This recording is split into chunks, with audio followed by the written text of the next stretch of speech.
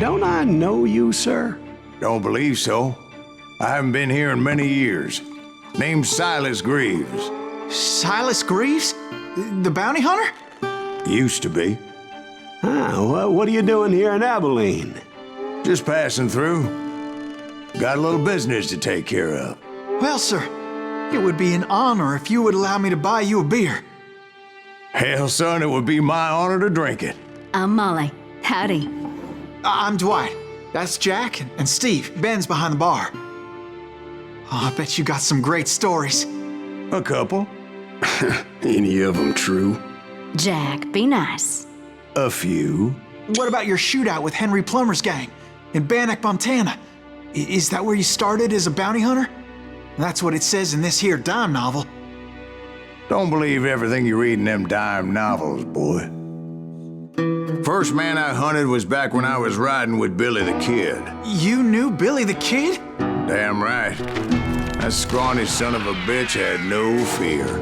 Wouldn't back down for nobody. I heard he collected the 10 stars off any crooked lawmen who crossed him. It was a war, boy. The Lincoln County War. And Billy promised his regulators would take the life of every bastard who helped bushwhack John Tunstall. Kid had a big chip on his shoulder and a hair-trigger temper. Made him dangerous as hell.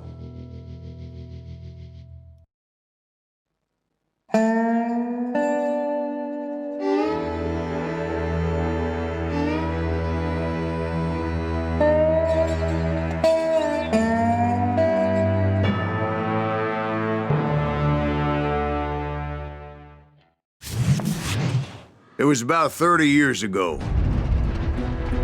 Billy was hiding out in an abandoned farm near Stinking Springs. I threw in with the kid because the man I had sworn vengeance on was riding with Billy's enemies. But before I tell you why I want that sumbitch dead, let me tell you what happened that day. I was heading back to the hideout when suddenly I had this funny feeling. Funny, ha-ha? No, Steve. The other kind of funny.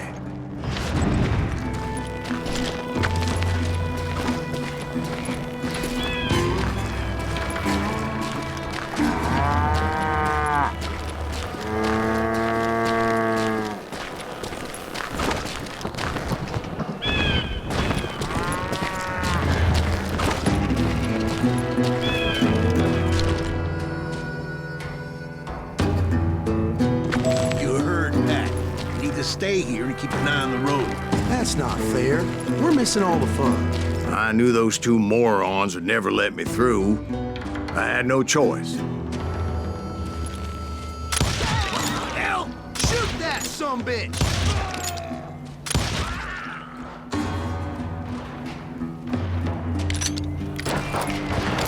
Was it Pat Garrett's posse? Oh, yeah.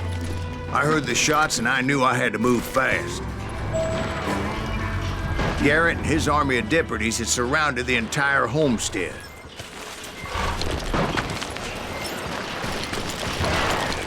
Fire at will! Spread out, goddammit!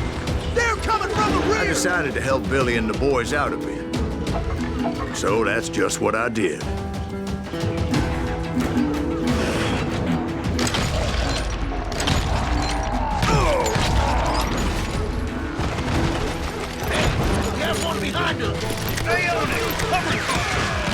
As the governor of New Mexico was paying for the kid's apprehension, Garrett was able to hire every gun hand in Lincoln County.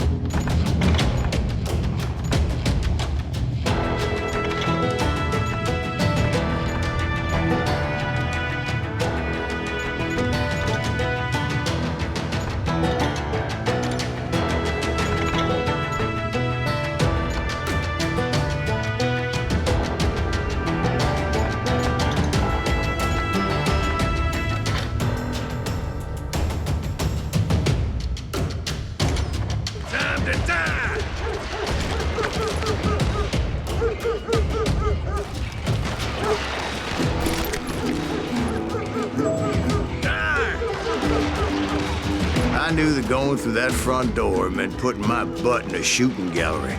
So I decided to get sneaky. I'm putting you down!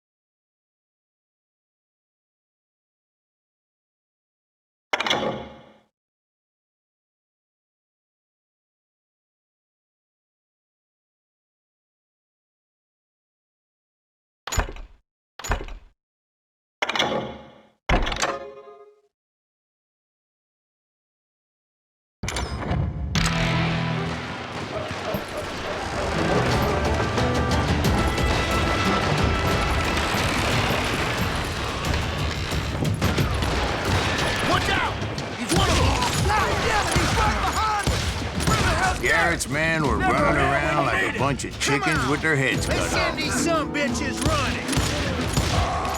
God damn you! You ain't going nowhere!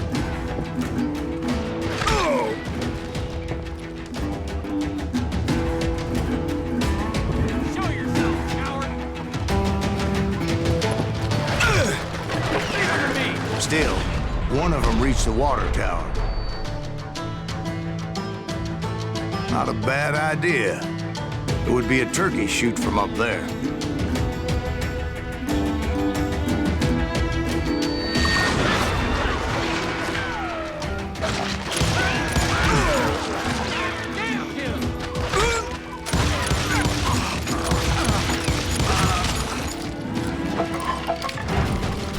Luckily, these shooters Garrett hired weren't the sharpest tools in the shed.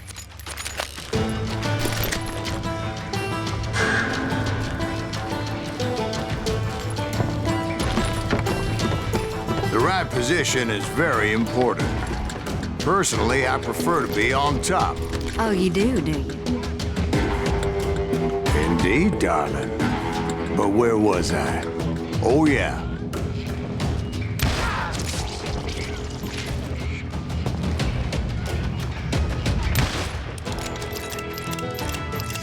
Shoot that bastard!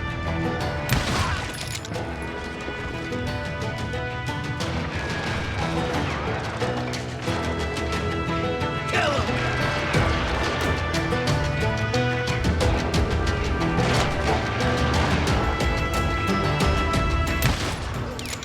I think he's scared. Where'd he come from?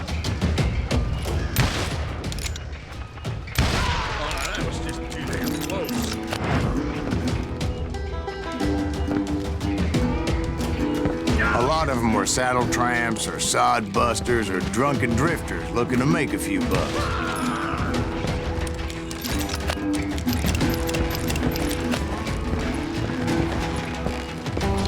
Then, I heard a friendly voice yelling at me from the window. Back door! We'll cover you! Try aiming, you idiots! Truth be told, things weren't much better behind the house. Cut their numbers in half. But that just made the ones that were left twice as mad.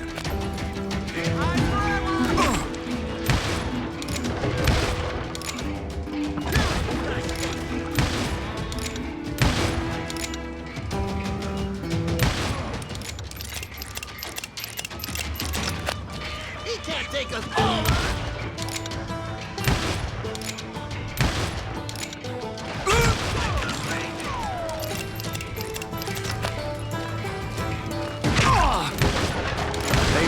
their lack of skill with a seemingly endless supply of ammo.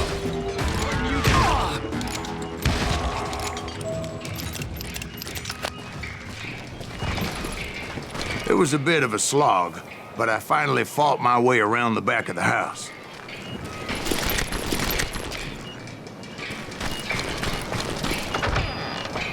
And like that, I was inside, none the worse for wear. I passed Dirty Dave, and upstairs I found Billy and Charlie both. Rat in a trap!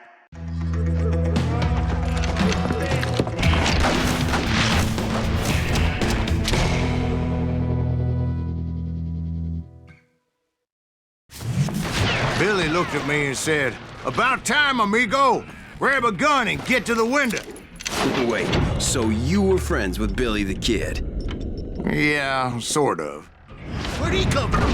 Anyway, we were surrounded by dozens of deputized shooters who wanted to do us harm. Worth $500. Get her alive. I can keep this up all day. I think I got one. I'm telling you, Garrett's men were dropping like flies, but they just kept on Where the hell coming. did Garrett get to? He's missing all the axe too. Over there.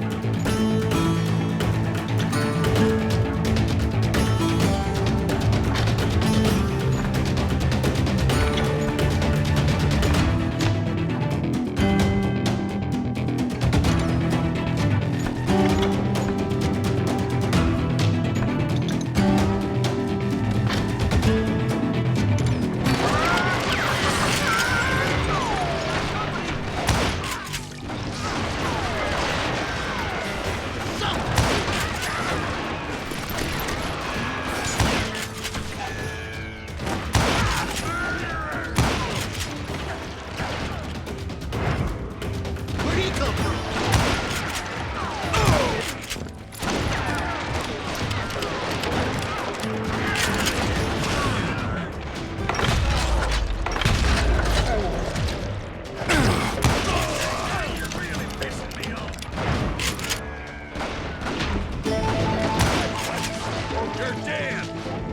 That's when Charlie got hit. "You're catching us in a crossfire," shouted Billy.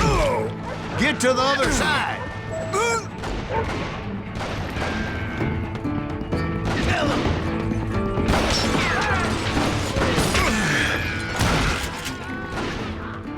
You can't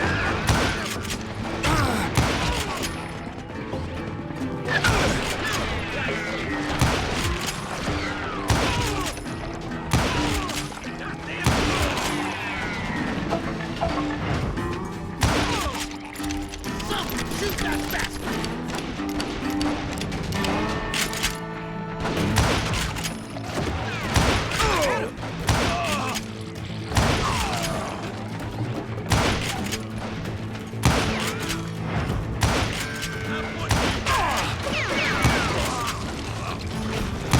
I don't know how many of those cocksuckers I personally put down, but it was pretty clear, even to Billy, that maybe discretion was the better part of valor. What's that mean? It means that it was time to cut and run. "They got a Gatling," Billy shouted. "Get the horses and bring them round back. I'll draw their attention." He directed that order at me, and I thought, why the hell do I have to do it? But I went anyway. Dumbass that I was back then.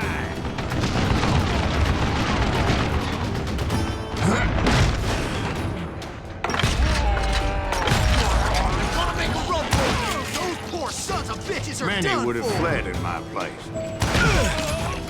But I had that false sense of invincibility that many young men have. Like Jack here. What are you saying, old man? Jack, he's just joshing. Yeah, he better be. Mr. Greaves, please continue. Please, call me Silas, ma'am. Now, where was I? You were heading for the barn. Gonna gut you like a fish!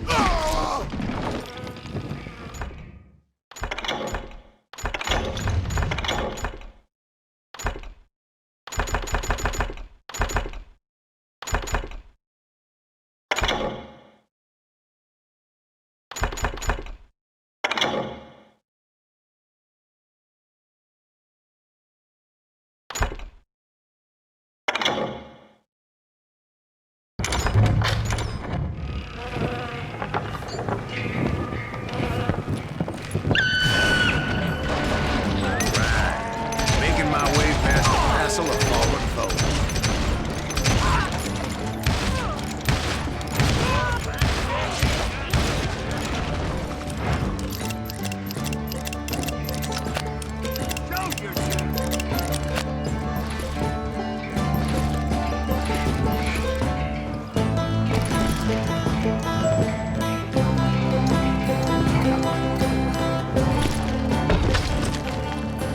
Sounds like Garrett hired a whole regiment of hired guns. Yeah, and just when I thought I was done with them, more of these hapless bastards would pop up. Finally, I had the stables within my reach.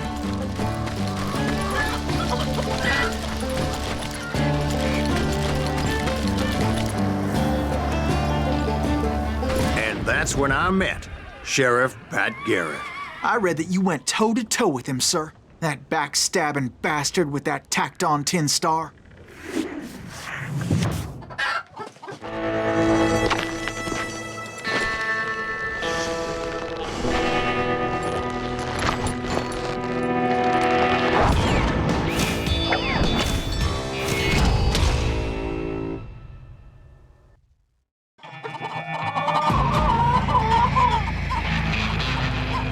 You challenged him to a showdown. You read that in a dime novel? It said he showed no fear as he took your measure with eyes like a rattlesnake.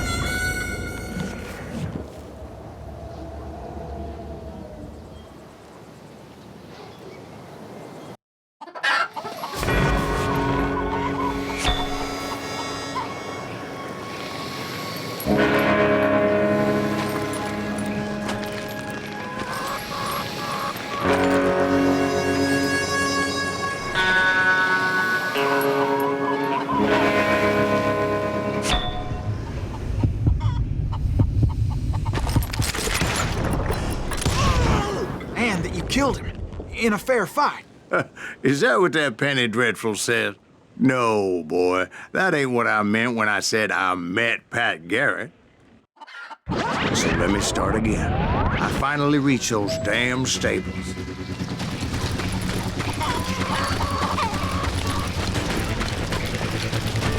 stepped inside, and last thing I heard was Garrett's voice.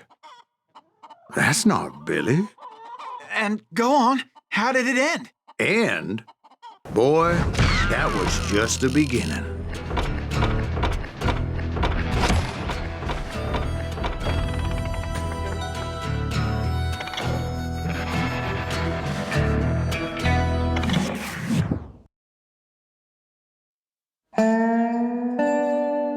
So what happened? Did Garrett arrest you? Yeah, after I came to, the bastard had clocked me with his Colt.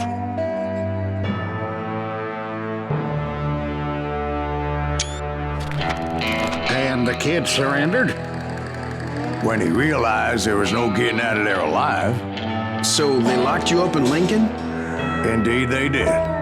Sentenced me to hang right along with the kid.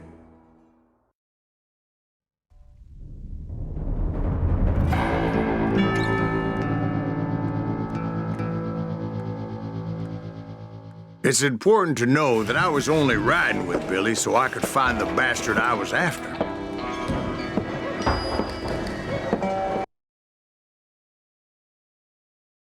He was with John Kinney's gang, and they were sworn enemies of Billy's regulators. Why were you after him? I owed that son of a bitch a bullet for what he had done to me and mine. Instead, all I got for myself was a goddamn death sentence. Luckily, it was right around then that I heard Billy make his move. He shot Jim Bell and a few other guards as he made his getaway. Later, they wrote that some lady friend planted a pistol for him in the privy. What the papers didn't say is that Billy helped me escape, too.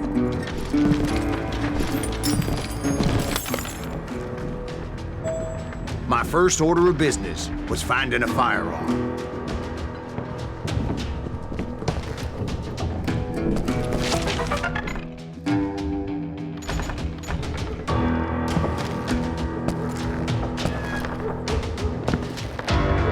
Luckily, I located Deputy Bob Ollinger's mean-ass shotgun.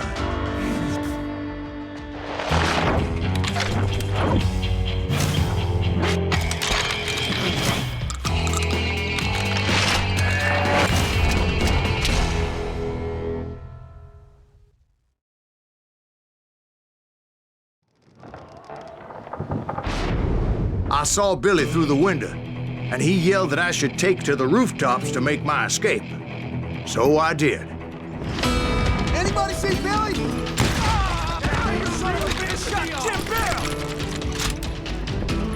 The kids escaped, raised a huge ruckus.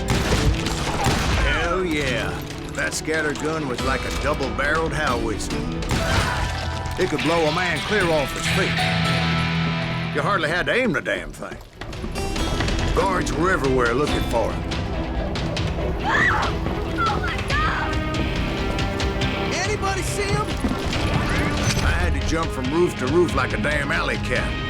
I followed the planks where I could, but some of that wood was slippery as hell. The whole town was up in arms. Suddenly, I was a fugitive. How the hell did the kid escape? Garrett's gonna kick our ass!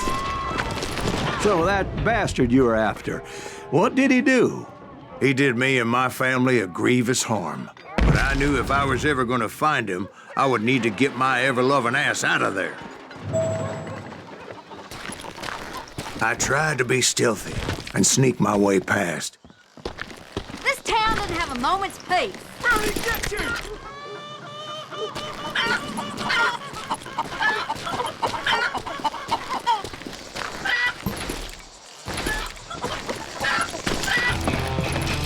You! But hell, if they weren't all waiting for me. Apparently, some of them thought I was Billy. See, me and the kid shared a certain similarity in build and coloring. I was just glad I had Deputy Bob's mean-ass shotgun. They're shooting in the street! Put down your weapon! Get your headstone! There's children here. So much lead was whizzing by my head, it was like everyone in Lincoln wanted to put me in the ground. I knew I needed to find a horse. Though I never did have a great fondness for those four-legged grass eaters. Smelly, sweaty, ungrateful beasts. We prize them too high, if you ask me.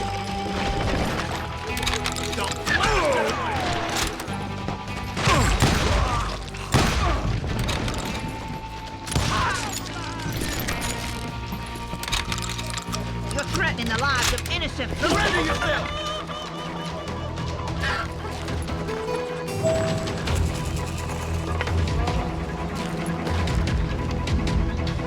You won't get away with this! Show yourself, coward! That town's going to hell in a handbasket! I don't get paid enough for this!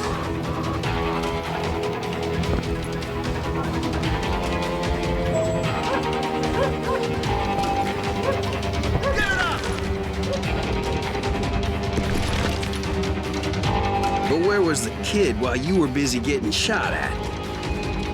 Gone. And that's when it occurred to me why Billy set me free.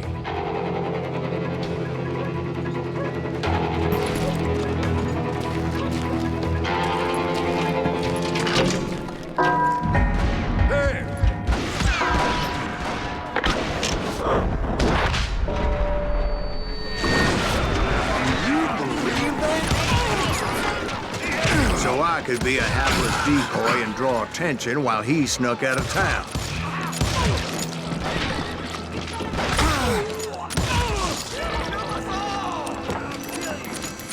I knew if I made it out of there in one piece, no one would put a price on my head. Because everybody in Lincoln would be dead? No, because they all thought I was Billy. And all that blame would fall on him. Meanwhile, Deputy Bob Ollinger was organizing a posse to put me down. He was already a mean son of a bitch, but he was doubly pissed that I stole his mean-ass shotgun. Anyway, it was me or them, and the only way forward led me straight to perdition. But the cards were dealt, and I had no choice but to play them.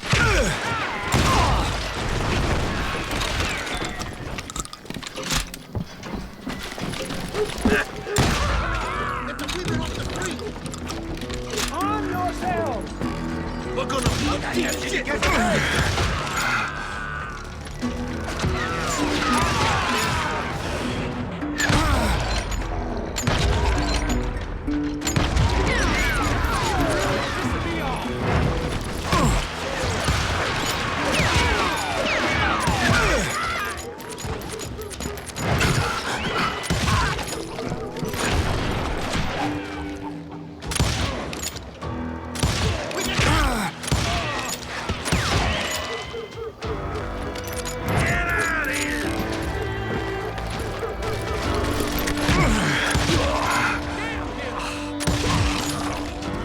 Finally, I found what I was looking for. The stables on the edge of town. I guess Billy saved your ass, taking out Bob Ollinger the way he did. Billy didn't kill Bob. Well, sure he did. He dispatched him right after he shot Deputy Bell. No, sir. Because Bob came right up behind me, angry as hell that Billy had lit out. "Hello, Bob," I said. "I think you better let me go." And he says, "I don't think so, boy. Not with my shotgun." So we stood there in the middle of the street, eyeball to eyeball.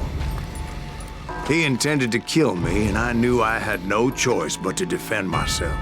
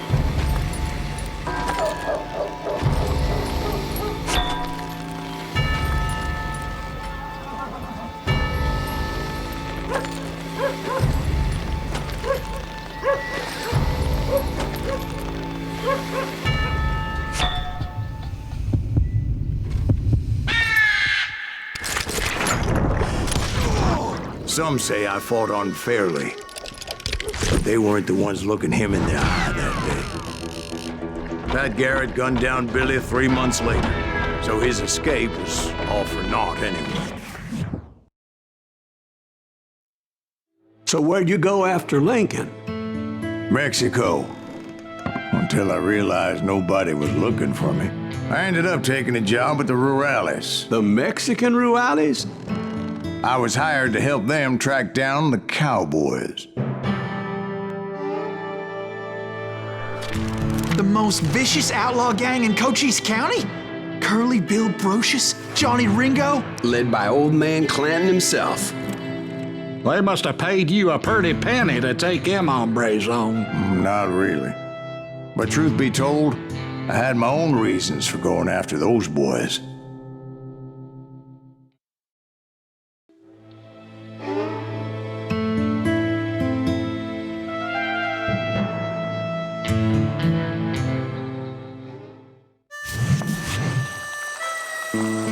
So was the bastard you were after now riding with the cowboys? Roscoe Bob Bryant was his name. Oh. But no, this time it was a different bastard I was after. The aforementioned Mr. Ringo. And yes, he was working for old man Clanton. I came upon them robbing a stagecoach, which wasn't surprising, being they were such murderous thieves and bastards. The bandits wore red scarves, so I knew they worked for the old man. Over there! There! I did my best to help those poor passengers.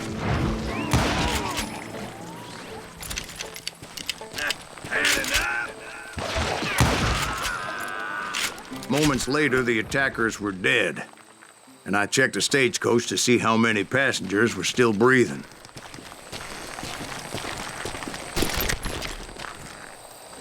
None. It was then I wondered if the rocks weren't hiding more bandits. Was that all of them? Or did I just hit the rear guard? I quickly got my answer. They attacked from on high like Apaches often do. They would appear in great numbers from above and rain down lead on their hapless enemies' heads, making use of the high ground and whatever else they had. Yep, the Apaches always appeared out of nowhere, and there never seemed to be an end to them. Hold on. Were you attacked by Apaches? What happened to the cowboys? Did I say they were Apaches? I said Clanton's cowboys attacked me Apache style. I was in a pitched battle, but I was holding my own against an overwhelming enemy force. See, at the time, I was still pretty green and would often blunder into regrettable situations. But I just kept shooting at anything I could see up in those damn rocks. I didn't see Ringo, but I knew he was with the cowboys. He and Roscoe Bob had done me a dreadful wrong, and I was determined to have my revenge. To get to Ringo, I knew I'd have to fight my way past these other assholes first.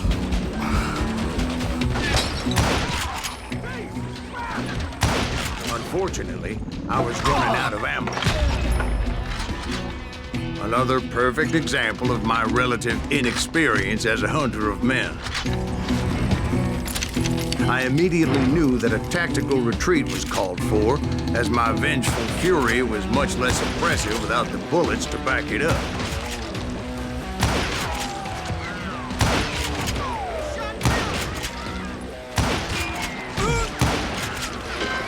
Finally, they managed to corner me. Trapped as I was, the odds of my survival seemed pretty slim. Luckily, serendipity was on my side as I suddenly spotted a way out of my predicament.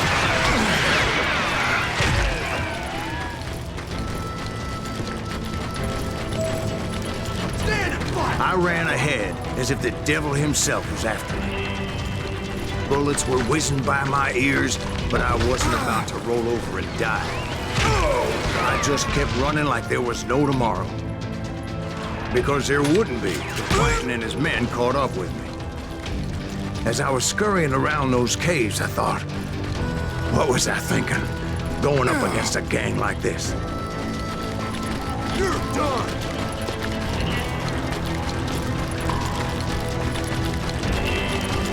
I just kept running, not knowing where the hell I was going. And that's when something miraculous happened. Like manna from heaven, I found the desiccated remains of what looked like an Apache warrior. The old weapon next to him supplied me with some much-needed ammunition.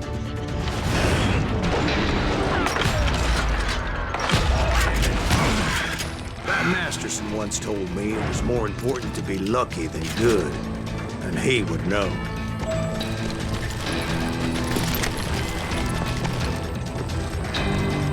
And imagine my surprise when I found a fistful of dynamite to go along with that ammo. That stroke of good fortune evened the odds and bolstered my confidence. It was time to turn the tables. Time for the prey to become the predator. Time for the hunted to become the hunter. Time. All right, Jesus, we get it. They were right where you wanted them. That's right, Jack. I was done running. And the old man's boys were not expecting that. No, sir. I came at them like a wildcat. My fury knew no bounds. It was finally time for that old man to pay for his sins.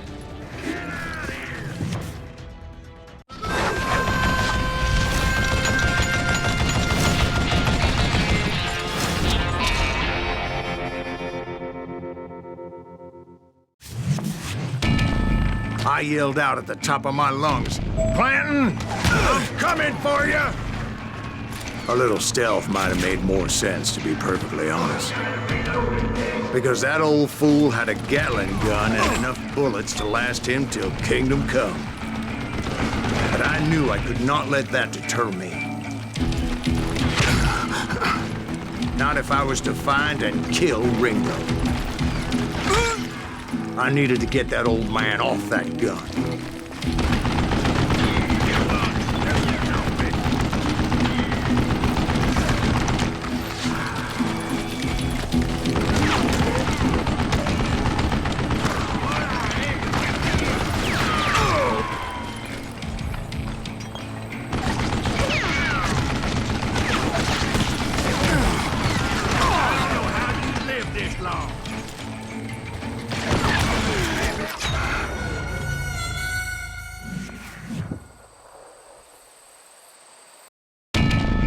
Most everyone thought it was the Juarez who had come up against him in Guadalupe Canyon, but it was just me.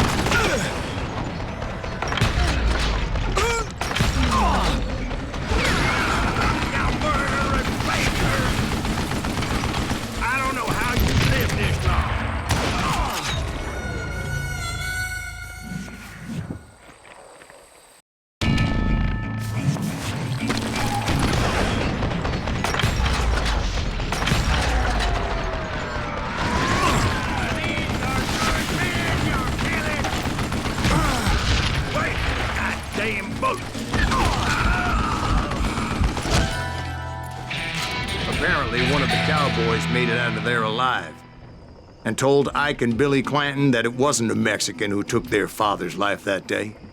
They just assumed it was one of the Earps, and that little misunderstanding eventually led to that legendary gunfight at the OK Corral.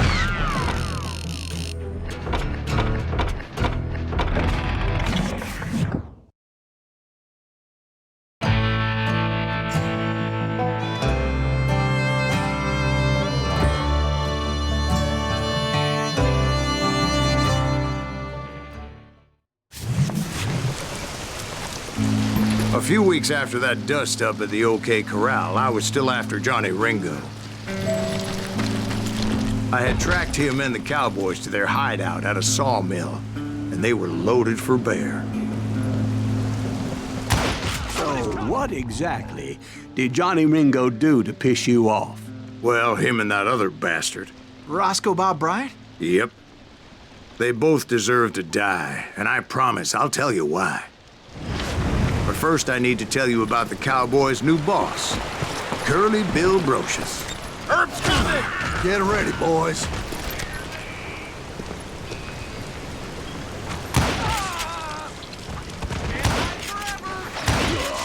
Curly Bill took charge of the Cowboys upon the old man's demise.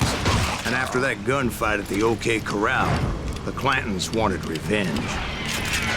So they murdered Morgan Earp and grievously wounded his older brother, Virgil.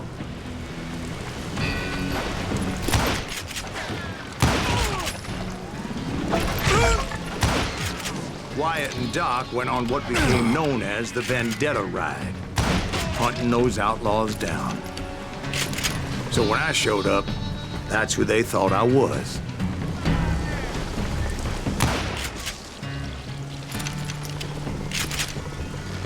I'm ending you.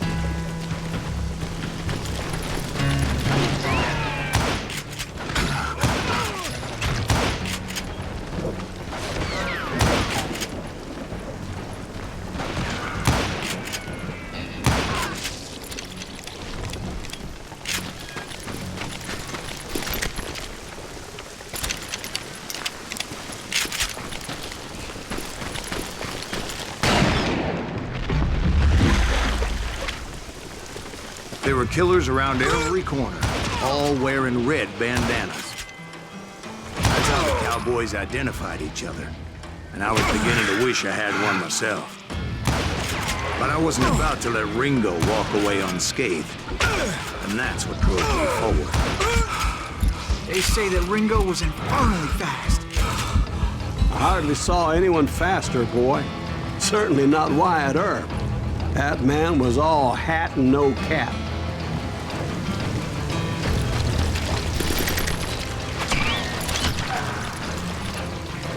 Would somebody kill him?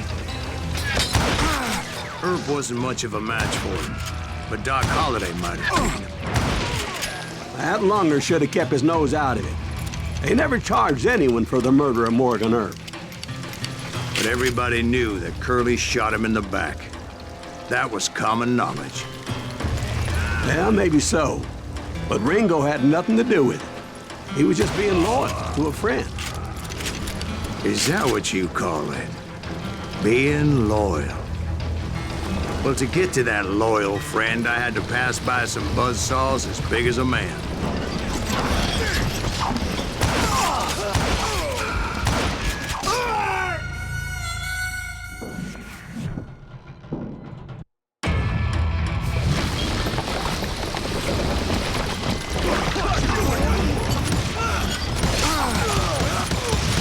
Excuse me, sir. I have a question. What's that, Dwight? After old man Clanton died, why didn't his son take over the Cowboys? Because Ike Clanton was dumber than a box of rocks and a yellow belly to boot.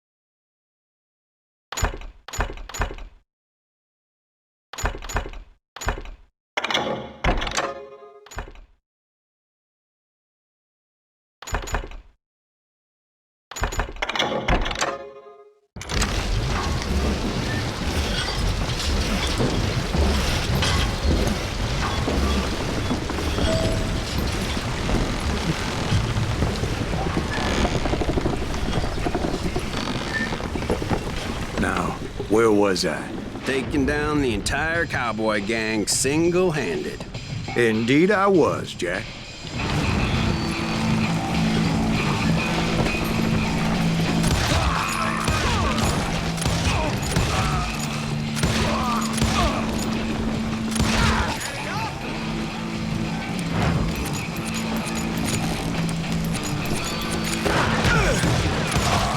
Though it wasn't easy, as those boys had good cover.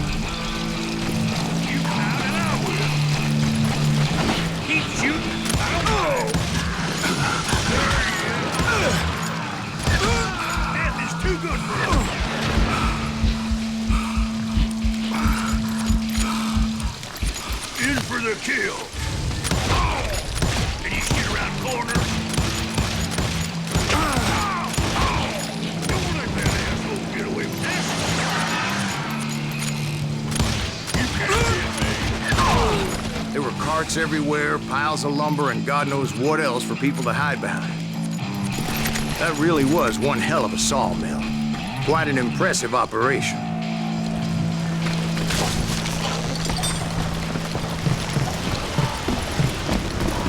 And where was Curly Bill? Did you see him?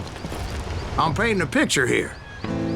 There was this beautiful waterfall and a crystal clear stream that led to a verdant valley that was truly... Consider your picture painted. What happened next? Well, finally the bastards that were still alive made a last stand.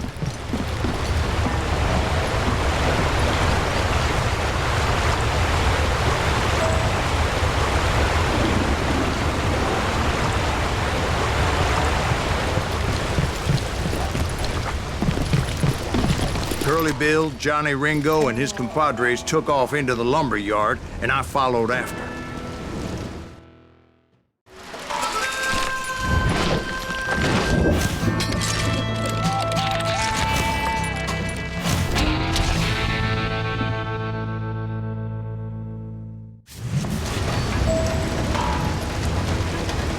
Are you saying they ran? Cowardice was not in Ringo nor Curly Bill's nature. No, sir. I never said they were running scared. They just wanted me out in the open. Just man, you dance with the devil. You working for send you to kill me? Is that something? Send you to kill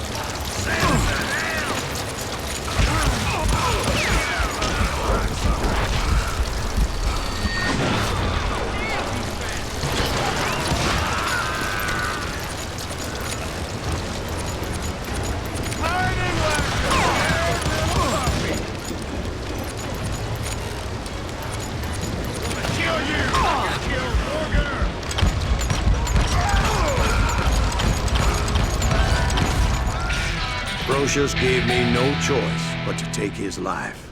But Ringo was nowhere to be found. I knew you didn't kill Ringo, because he was found dead in a different location altogether. To this day, his killer is still unknown. Indeed. Took me a few months before I finally tracked his ass to West Turkey Creek Canyon.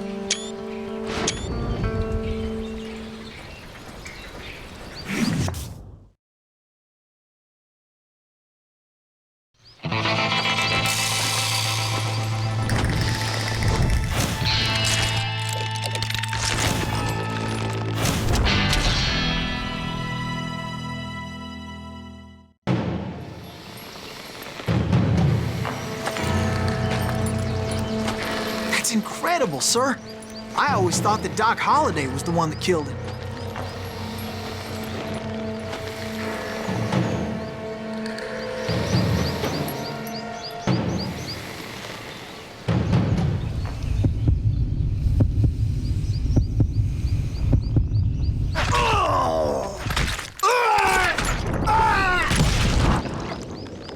Sorry I had to ruin the legend for you, boy. But the legend ain't always true. Doc Holliday had nothing to do with the death of Johnny Ringo.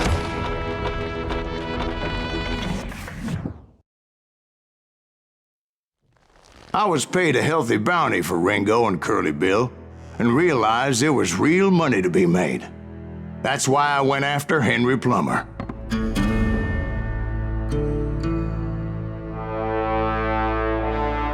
Wasn't he the sheriff who augmented his income by shaking down miners and robbing gold shipments? That's the one.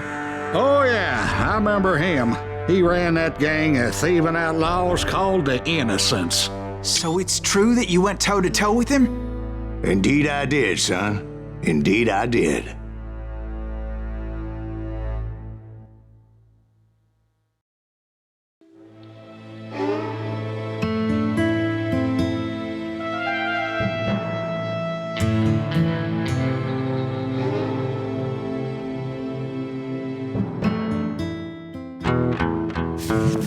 I knew I needed resources if I was going to track down Roscoe Bob Bryant, and hunting Plummer looked like a good way to get rich quick.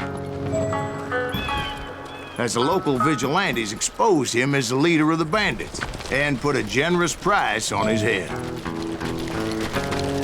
Plummer rallied his gang to plunder one last gold mine before making their escape. And that's where I thought I'd find him. So close to all these goddamn barrels of gunpowder. Why would you be nervous? No one has the cojones to come after us.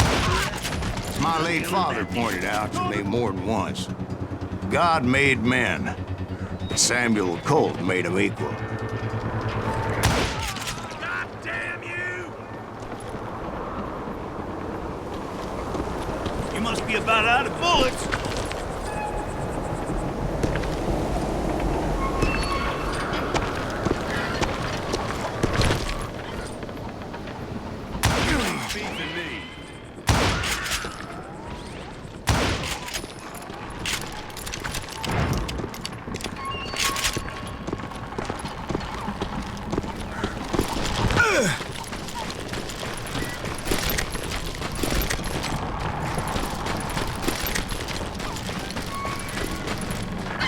I knew that dynamite wasn't mine, so I decided the polite thing would be to return it.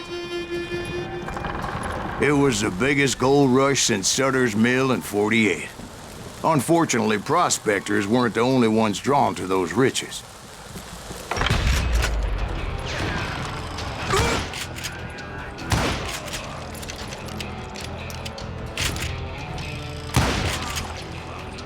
There were thieves and killers, robbing travelers and hijacking gold shipments. Like those that ran with Plummer. Some were just regular folks I knew from town, drawn by greed and easy picking. Charlie Crow, the blacksmith.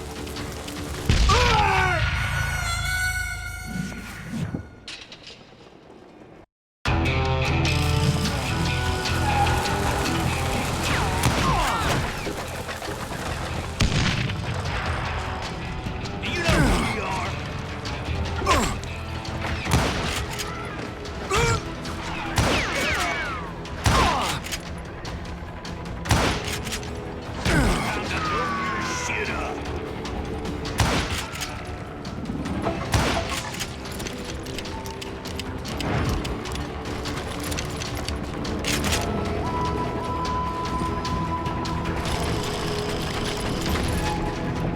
James, who worked in the stable. Sam and Jeremiah Barber, the butcher's sons. Ordinary citizens who lived a double life. Stealing and thieving and murdering their neighbors. Of course, the rest were veterans of the Civil War. Stone-cold killers trained on the bloody fields of Shiloh and Antietam. Dangerous, desperate individuals. How do you not deserve to die like this? Plummer had a lot of men on his payroll. A hell of a lot. That son of a bitch pretended to protect the public with one hand while stealing them blind with the other. He set up a defensive perimeter which I had no idea how to breach.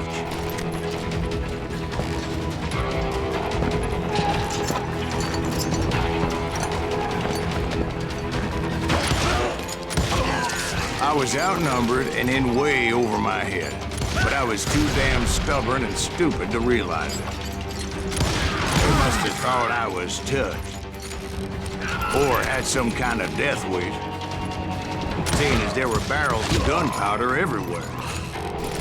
Watch out for the goddamn gunpowder! I thought I was some kind of hero. I finally made it past and headed on to meet my destiny. But first, I had something I needed to figure out. I had a few ideas on how to get into that mine, but once I made my decision, I knew there was no turning back. So my first thought was to enter the nearest mine portal. I saw an entrance. Made sense. It was the quickest way in, but that also made it more dangerous, as there would undoubtedly be enemy pickets posted along the way. Get out of here! You ain't beefing me.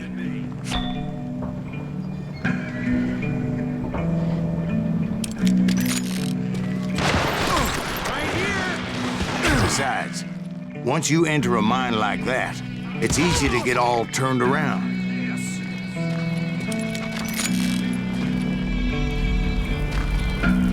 And that confusing maze of corridors wouldn't even be the worst of it. Some of those shafts could be as deep as hell.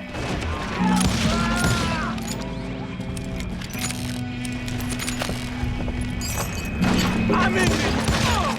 A single stumble or misstep can easily end in a deadly plunge to oblivion.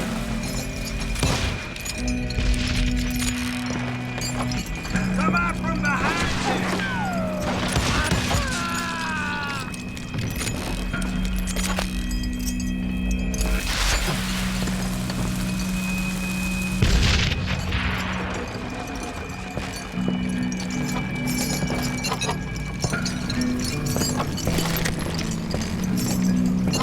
Leave him to me! I will drop you down a mine shaft! Quick reflexes often make up for a lack of common sense. Luckily, I was never one to be easily bushwhacked. I would just need to be careful not to blow myself to kingdom come.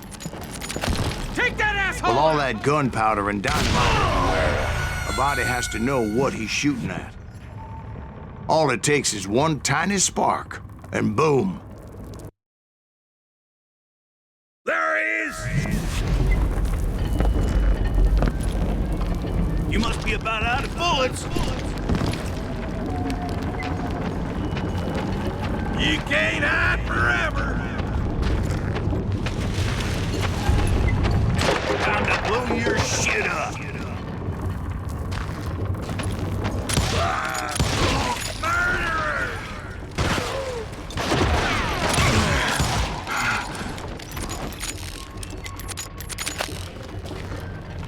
One wrong bullet could have turned that mine into a dad-blasted tomb.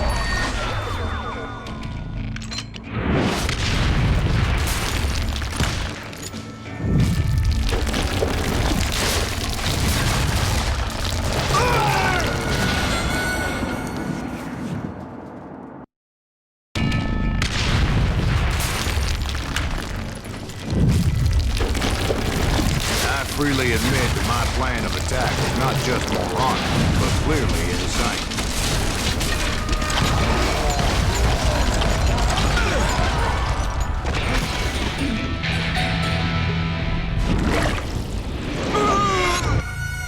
It's a good thing that I abandoned that ridiculous plan before I even tried it. Instead, I spotted a ladder way into the mine from the opposite side. I picked the more convenient and more dangerous route.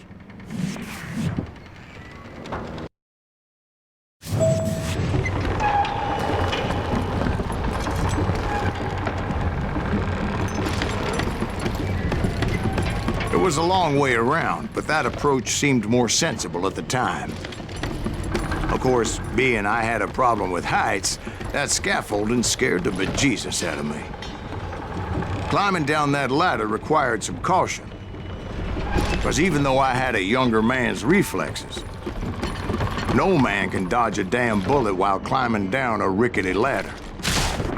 I was determined not to give up, however. That Sheriff Plummer seemed quite the despicable character. When the vigilantes discovered what the sheriff was up to, people were outraged. That 10,000 they put on his head would go a long way to helping me find old Bob.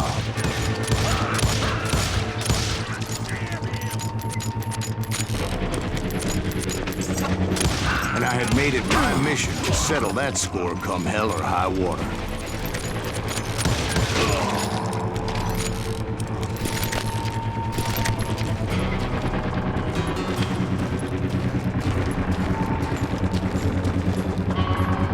First, I would have to make a choice.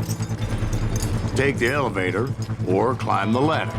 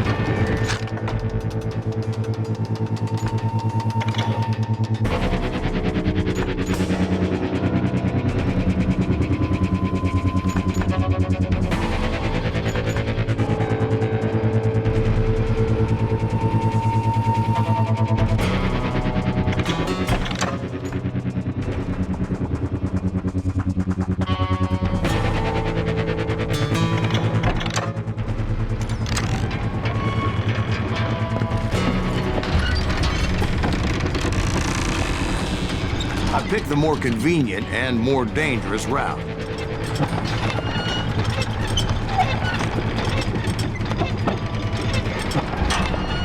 You can run, but you can't hide.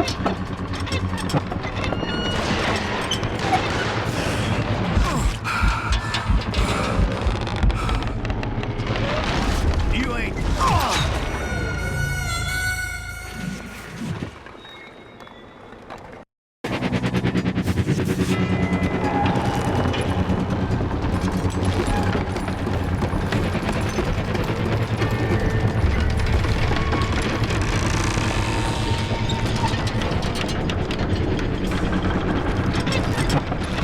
I wanted to use the element of surprise. Plus, I figured I could use the exercise. I was warmed up already, so what the hell?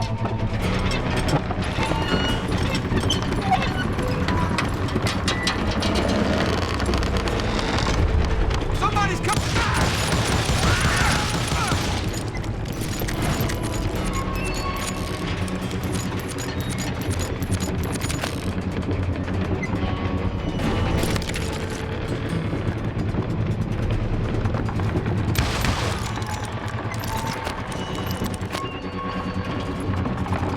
Plummer was a mad dog killer, and the people of Nevada City deserved better.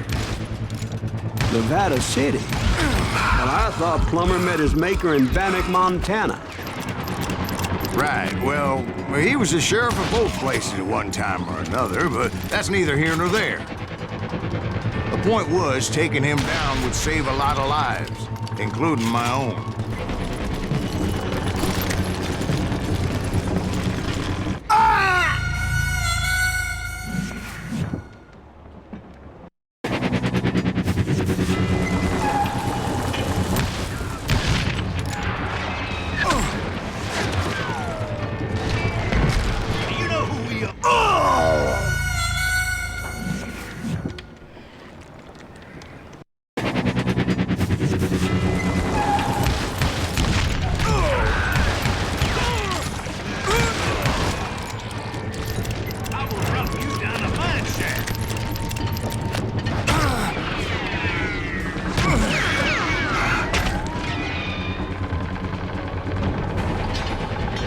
You ain't beefing me.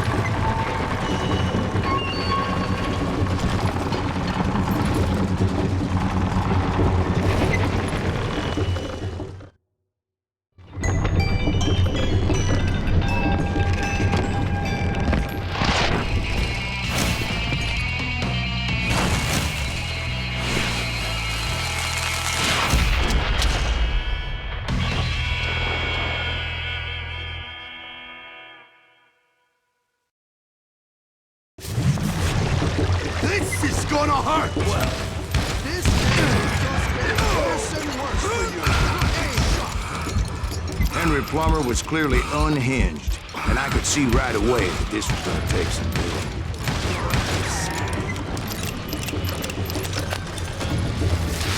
What are you doing? You ain't taking me!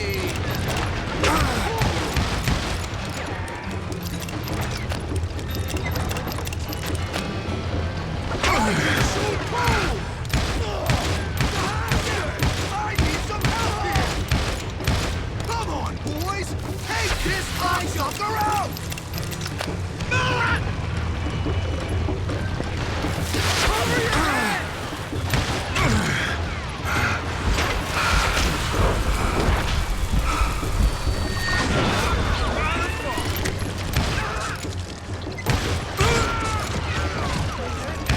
Just kill Red?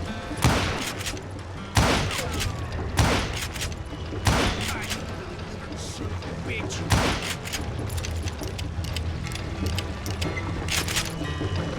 I can kill you here.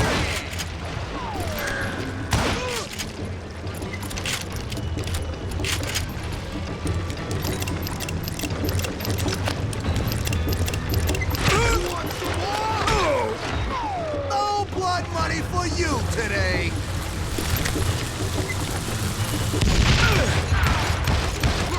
Shot. This cocksucker is smarter than you. You ain't taking me. I'm gonna bury you in a million pieces. Run!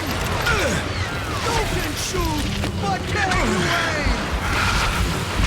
Who said you could throw dynamite? What the heck just happened? I'm going all medieval on this. Really kicking my ass.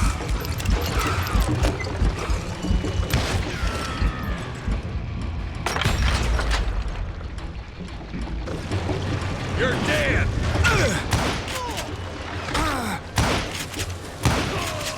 Boys, just kill him. I can shoot too.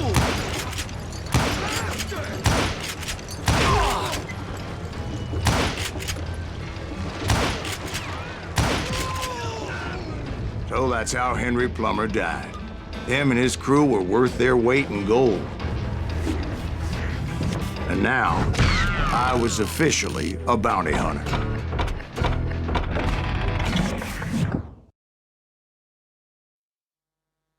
So, did you finally go after that Bob feller? Well, I heard word he was in Kansas with John Wesley Hardin. So that's where I went. Where in Kansas? Abilene. Why do you ask, Ben? No reason. Was Hardin as fast as Ringo? Ringo was fast, but John Wesley was as fast as the devil himself.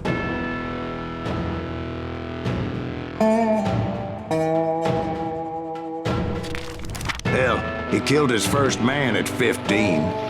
From that day forward, he had a price on his head and wouldn't back down for nobody, not even Wild Bill Hickok himself.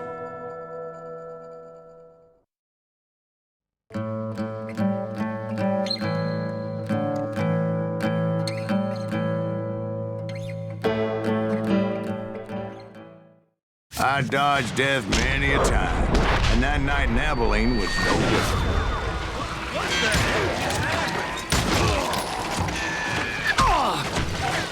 I was there with the intention of finding that bastard Bob and collecting the bounty on John Wesley.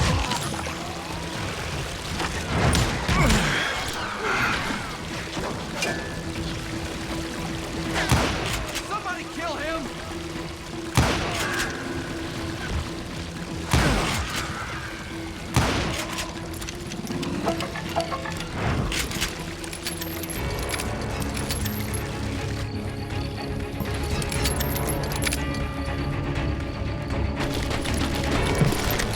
I thought the Texas Rangers got Hardin. Yeah, that's what they want you to believe. It was cold and a witch's tit and a brass bra that night as I fought my way past his loyal compadres to the very same saloon we're sitting in today. Look around and imagine this place painted in blood. Hardin was waiting for me, and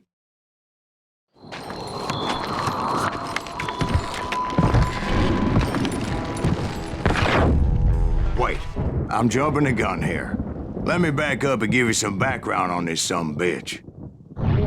He deserves that much. Don't you think so, Ben? John Wesley Hardin was a killer. By the end, he confessed to taking the lives of 42 men. Fathers and husbands, brothers and sons, men with families who cared about them. He was a bona fide folk hero by then, and had amassed a gang of armed miscreants and other assorted thugs. He and his men set up camp outside of town, and I was hoping Bob was among them. Shoot that son of a bitch! They didn't ask why I was there. They knew, as most of them were wanted as well. I figured Hardin was here somewhere, but to get to him, I'd have to get past his gun hands. I had to spill a lot of blood to find out Hardin wasn't in that camp. He was carousing in town with his closest friends. Hardin's boys apparently didn't want me to reach the Bull's Head.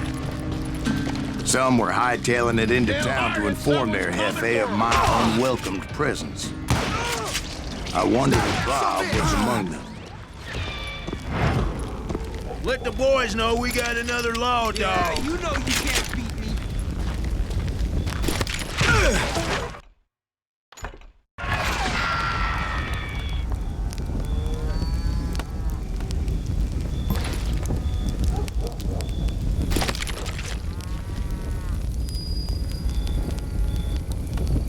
You can't hide from me.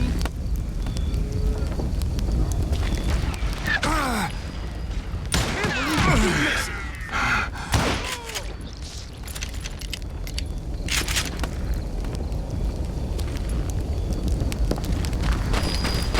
Show 'em how to...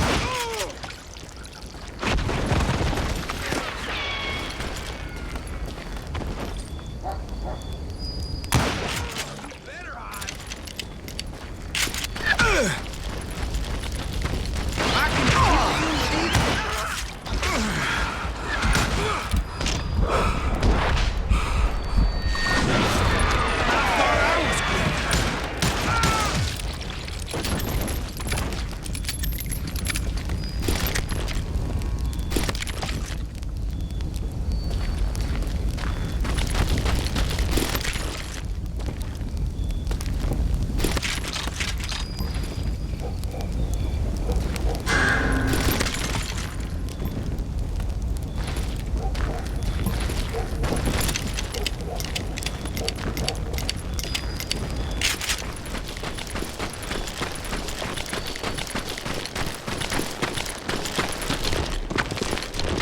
and I steeled myself for the fight ahead. For as good as I was, deep down I wondered if John Wesley wasn't just a little bit better.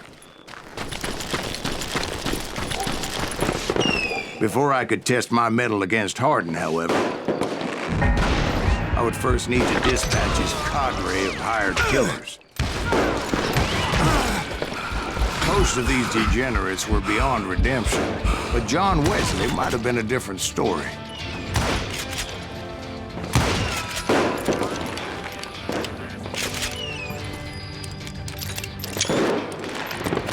Can't get a good shot at it.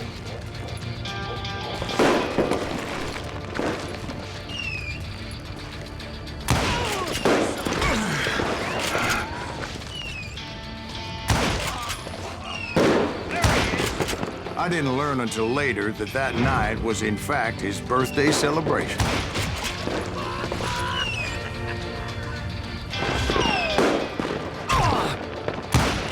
God damn him.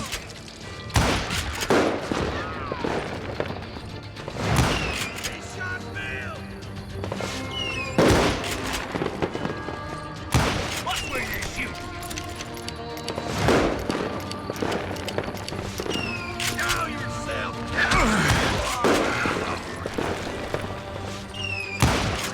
God damn you! I think I already mentioned that I found Hardin in this very saloon.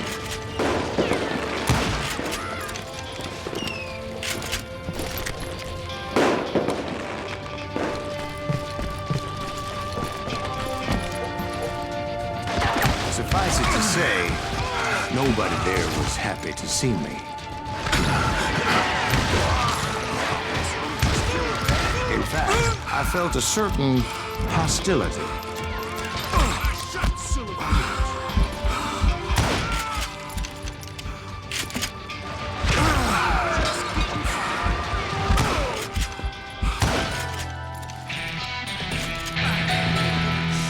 Bitch.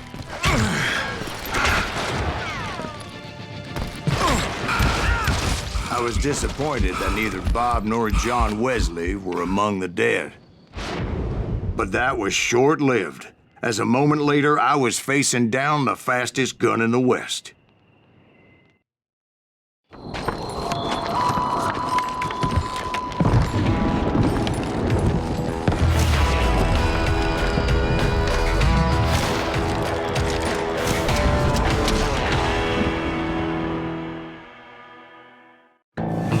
I felt a bolt of adrenaline, or maybe that was fear. He was well known for his tricks, and I knew I'd need my own if I was ever to defeat him.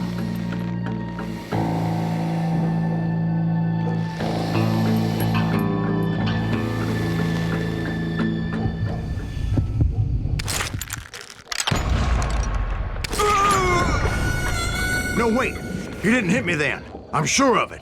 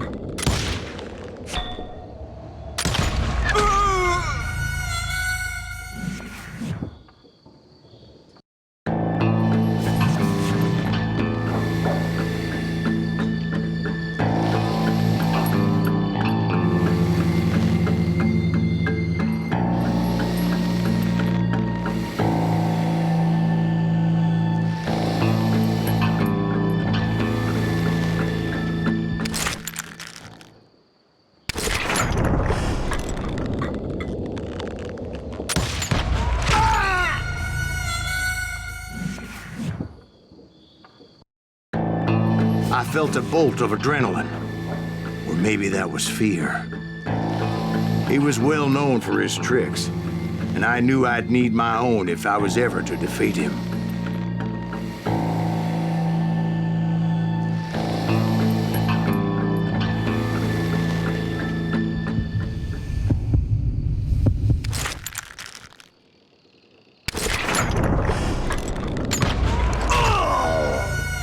No, wait!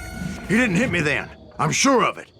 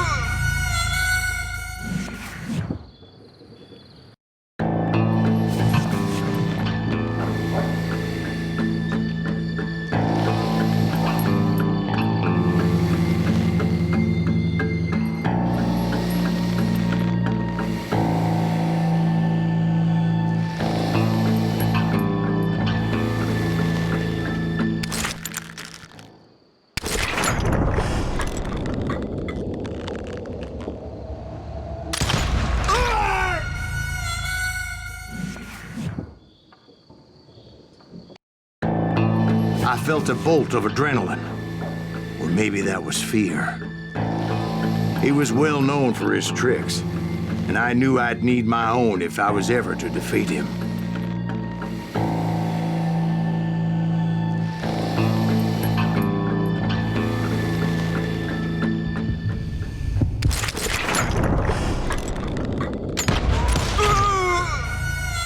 No, wait!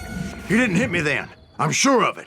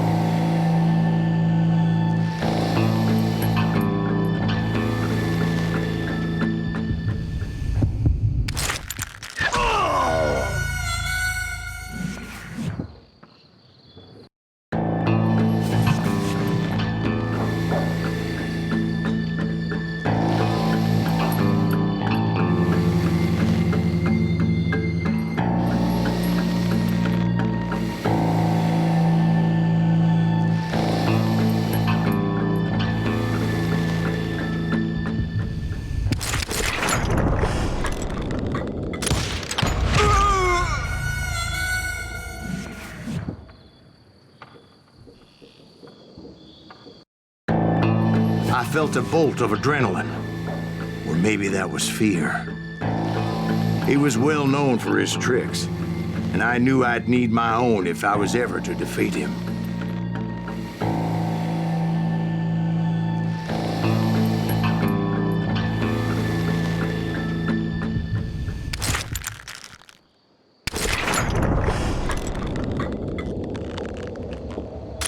That man was faster than greased lightning. But being inebriated as he was, he didn't count his shots. And now, he was at my mercy. So he didn't die? No, I sent him to prison. Years later, after he was free, some restless Avenger took his life. Shot him in the back at a saloon just like this one. Anybody up for another beer? Ben?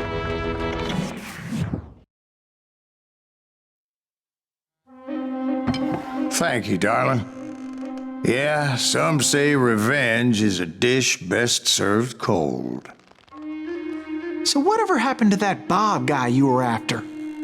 Personally, I'd like to hear some of your other adventures. Like, I don't know, do you ever go toe-to-toe with a red man?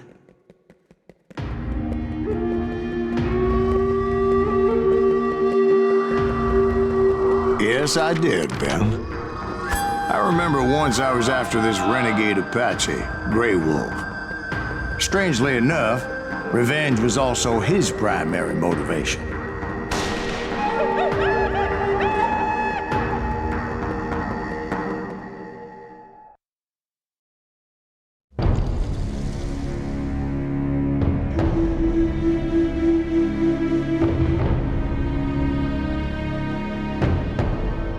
A bounty was put on Grey Wolf's head, and that's how I came to hunt him in the mountains.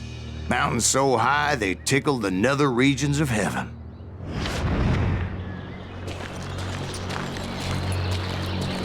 Grey Wolf was a Chiricahua Apache medicine man who had led a war party in revenge for a massacre against his people. The U.S. Army had attacked his tribe during his daughter's sacred sunrise ceremony, and the slaughter was unspeakable. I understood his anger, as there's nothing more traumatic than seeing those you love die in a cruel and painful death.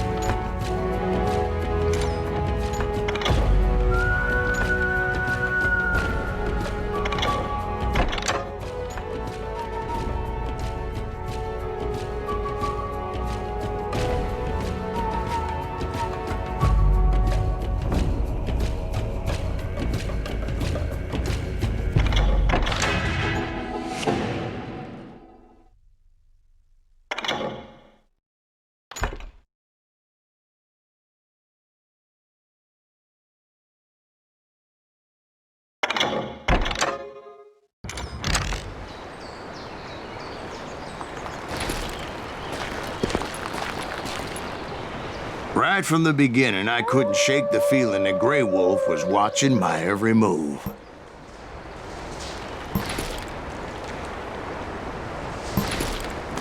He led a band of young Apache warriors who wanted retribution and were more than willing to die for him.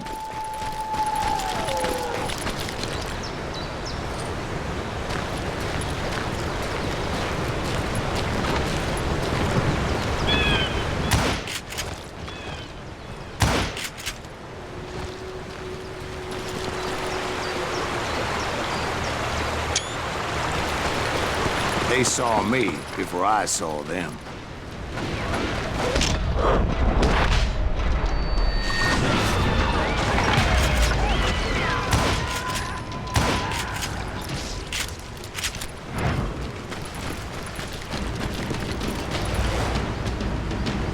And it crossed my mind that maybe this wasn't such a good idea.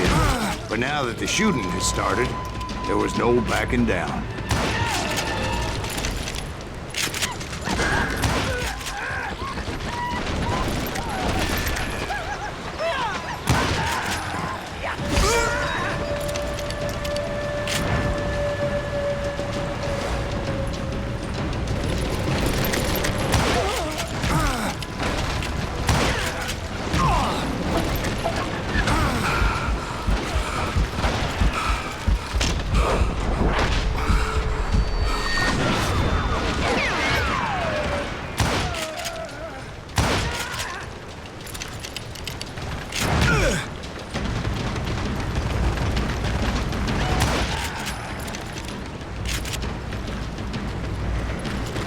was rugged country, the winter home of the Chiricahuas, and that's why they had retreated there. I admit to having some regrets about going after them the way I did. But then again, I got a lot of those.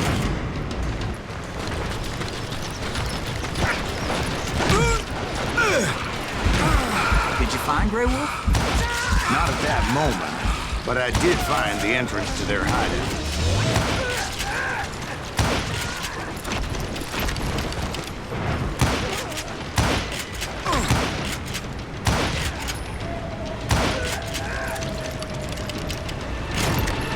A deep crevice that led to a deeper cave. Don't tell me you went in there. Yeah, but it's not out of bravery so much as pure, angry cussedness.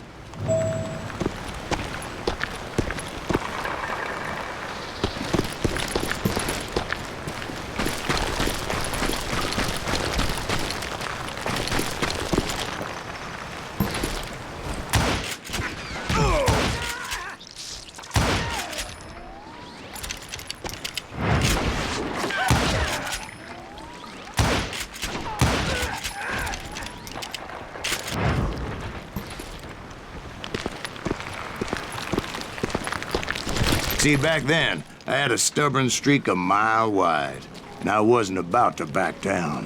So it was like pitch black in there? Actually, it was pretty well lit. They had torches on the walls.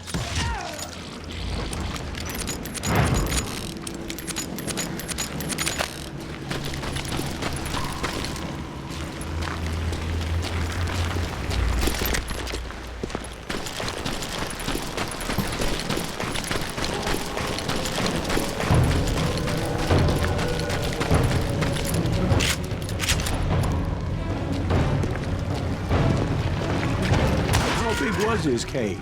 Big as hell, Ben. Chiricahua had hid out there during the Indian Wars.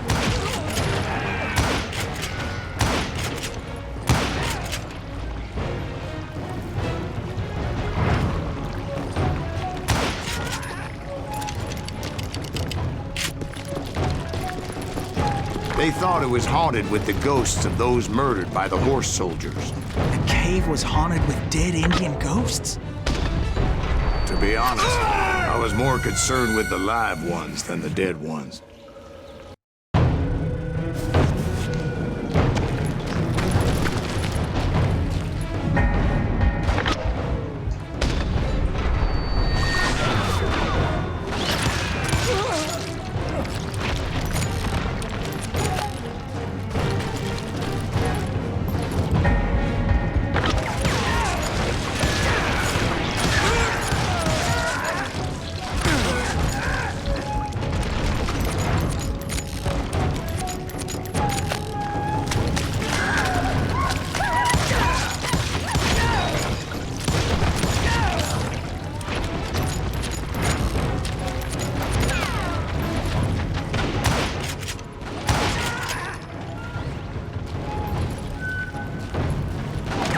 You know so much about Indians. A few years back, I was married to two Mescalero women. At the same time? Yeah, they were sisters. Polygyny is traditional among the Mescalero. So what happened? Oh, I had to get out of there. Those girls never shut up. Both of them nagging at me all the time. Drove me half crazy. Haven't seen them since. I came upon this flooded grotto, and that's when I saw him. He came to me unarmed and unafraid. His voice echoed in the shadows. And I sensed he meant me no harm. You carry great darkness in your heart, and if you do not release it, it will claim your soul. The sound of his voice put some kind of ancient Indian spell on me. As his story unfolded in my mind, You will come to this place again and kill many more men, and the darkness will grow until it consumes everything that you are. A soul would have no rainbow if the eye had no tears.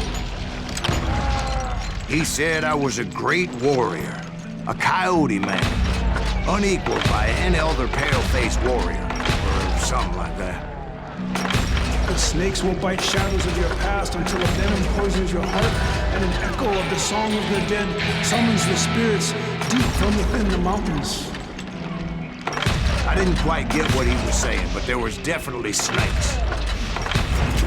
And indeed, his warriors surrounded me and attacked me like hungry wolverines. They couldn't stop me, though, and Grey Wolf wasn't in the mood for idle talk.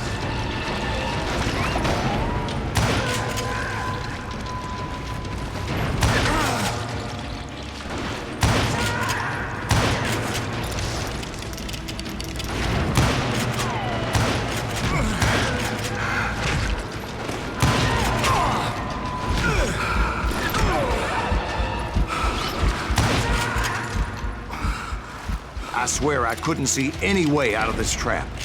But suddenly, one just appeared. Kind of like a miracle.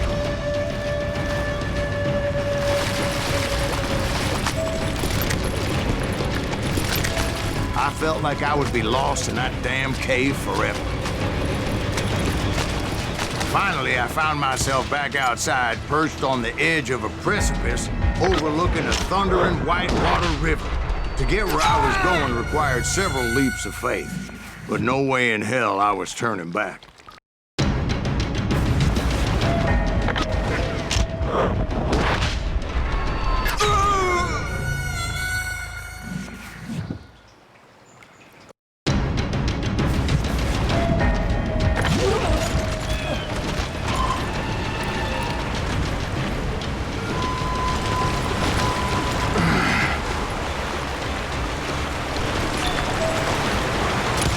I chased after him, determined to make him explain the meaning of all that mumbo-jumbo. Mumbo-jumbo is right. Are you making this all up as you go?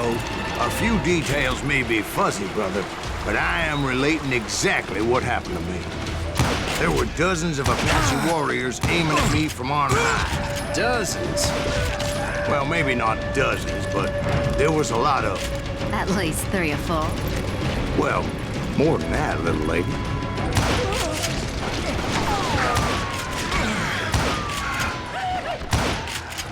I had a steep climb up creek ahead of me and scrambled up those rocks like a mountain goat. I was determined to locate Grey Wolf and find out exactly what the hell he was trying to tell me. And wouldn't you know it, that crafty son of a bitch led me right into a trap. What kind of trap? Well, son, there had to be at least 100 Apaches surrounded. 100? God be my witness. Oh, come on. Who are you kidding? Hey, I believe you. Come on, tell us how it ended. All right, but I'm not gonna drag this out. Where were we? You were surrounded by 100 Apache warriors. Well, I didn't take the time to count them exactly, but there were a lot of them.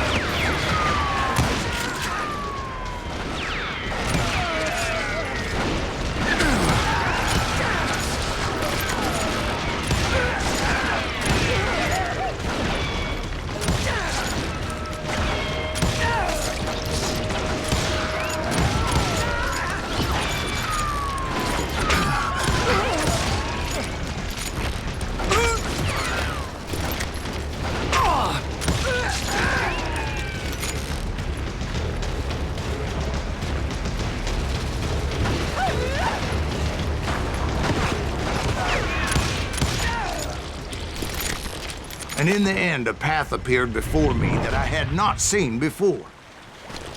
I followed it as I desperately needed to find out what Grey Wolf was trying to tell me. But it was like that son of a bitch disappeared into thin air.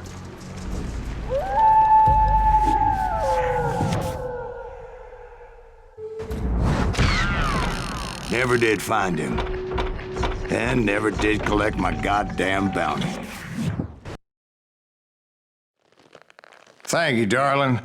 It's interesting how the truth can sometimes seem might malleable, depending upon your point of view.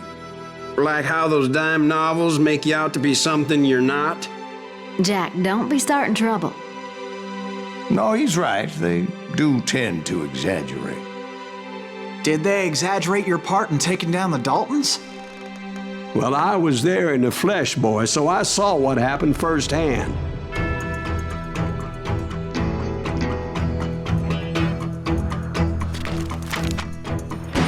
Those Daltons were lawmen once, before they all went bad, robbing banks and trains clear across the territory. Until Coffeeville, of course. I was one of the citizens who took up arms that day. Fighting on the side of the right? I did my best, sir. We all did.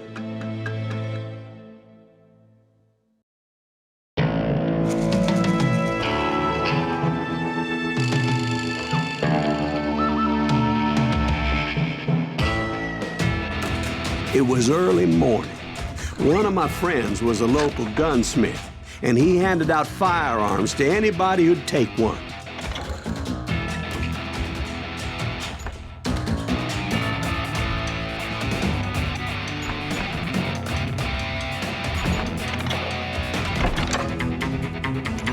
You see, the Daltons got it in their heads to rob two banks at the same time. Two banks on the same damn street.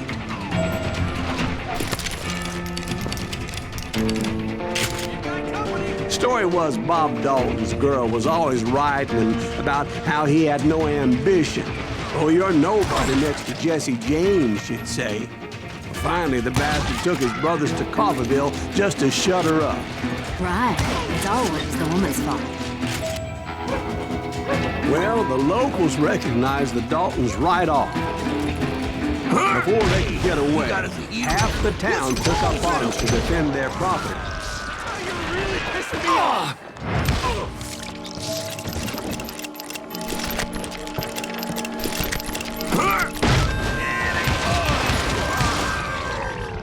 The brothers paid dearly for their stupidity, but everybody knows they had it coming. There's more to it than that.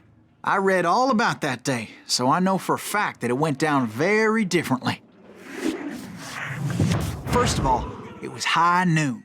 A posse of U.S. deputy marshals were on the rooftop across the street. Get ready, boys. They're gonna make a move. The lawmen had been tracking the Daltons for months, and now they finally had them dead to rights. Among them was a bounty hunter feared by many a lawbreaker.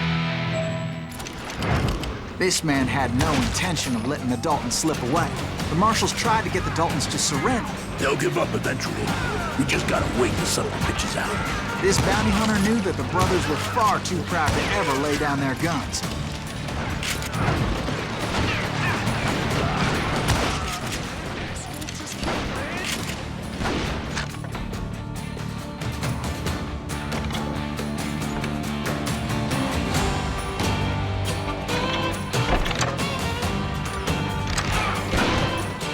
I can kill you with either hand. He went in there alone to confront those criminals. One of the marshals shouted, "Where are you going? Are you crazy?" Hey, where do you think you're going, dumbass? That rifle's mine. But he paid him no mind. He saw a way to get around to the back of the bank. Then he figured out how to hit the Daltons from a direction they weren't expecting.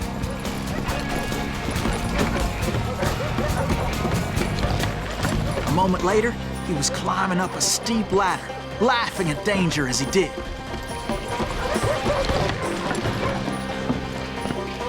It was brave men like him who risked their lives to tame this wild country.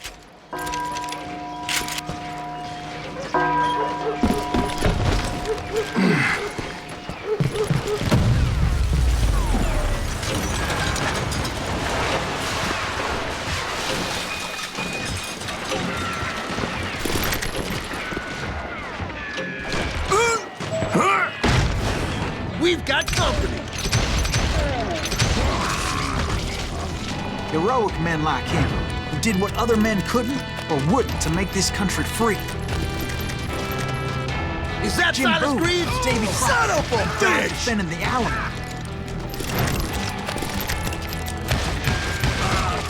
Yeah, you know you can't beat me. Look what we got here.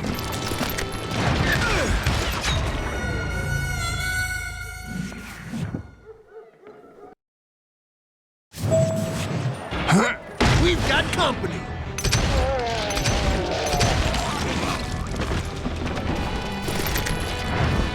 Is that Silas Greaves? Son of a bitch!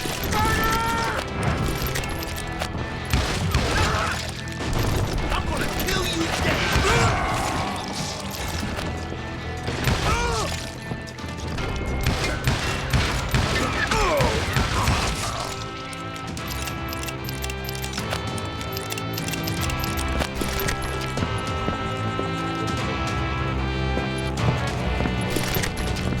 Over there!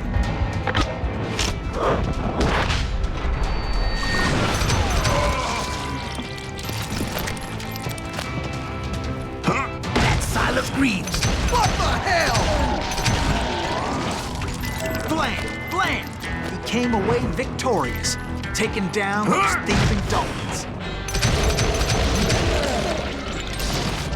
His name was Silas Greaves, and when the dust finally settled, he was the last man standing. Sorry, kid, but that just wasn't the way it happened.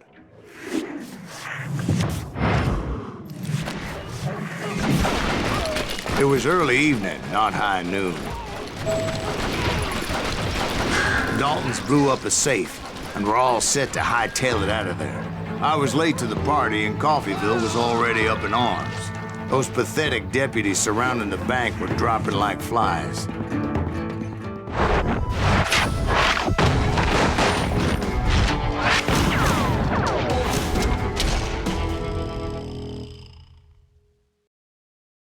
I'd been tracking those jokers for months, waiting for them to do something reckless. And finally, they did. Those stupid bastards decided to rob 2 banks at the same time in the same town where everybody knew them. But they still had friends in Coffeyville. You ain't bothering me none.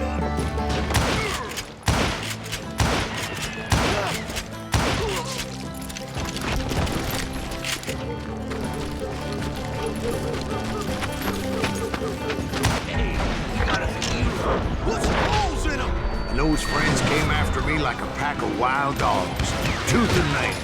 They were coming at me from all directions.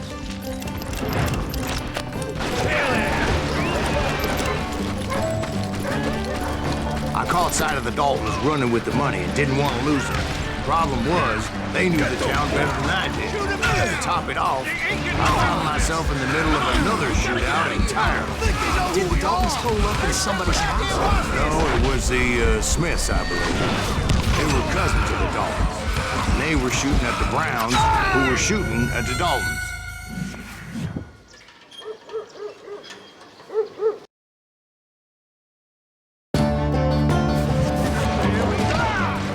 Did the Daltons hole up in somebody's house? No, it was the Smiths, I believe. They were cousins of the Daltons. And they were shooting at the Browns, who were shooting at the Daltons. Which wasn't any surprise, because those 2 families have been feuding forever. Since the Joneses are related to the Browns, they shot at the Smiths, pissing off the Heimhoffers, whose daughter recently married a Smith. Well, bullets were flying every which way as all the old feuds in Kansas caught fire all at once. There was a hell of a lot of pissed off people in Coffeyville that day.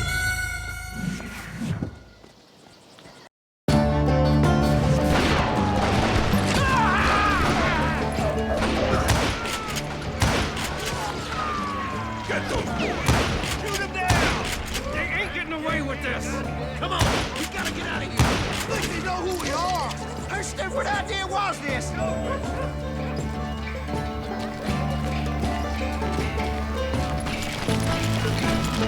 This son of a bitch is pissed.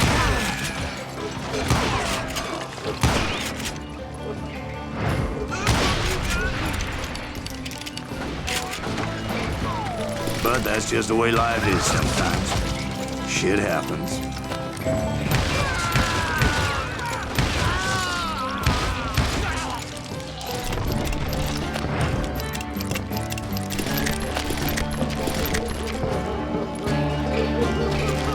The Dalton boys knew I would never give up. Those Daltons weren't the sharpest knives in the drawer, but they always stood together. They set a trap to slow me down and allow at least 2 of them to escape. The third brother stayed behind to plant me, just in case that trap of theirs didn't work.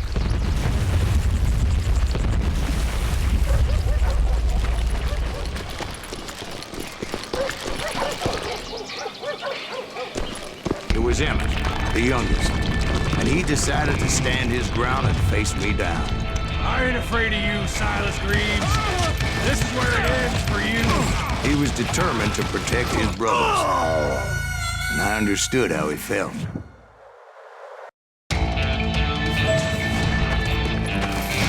Send you to the bone orchard.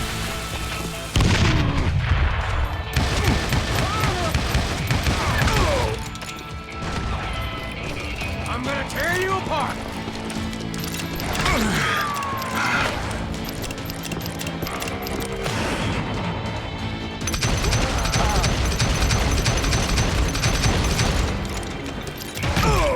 It's homecoming time.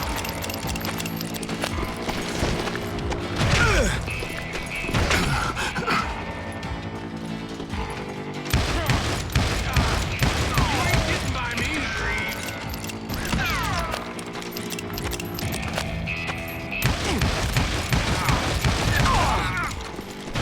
You messed with the wrong damn Dalton.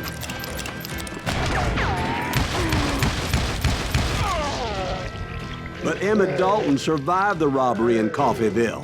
He's the only Dalton who did. They say he was shot 23 times. Well, Dwight, who do you think put all those damn holes in him?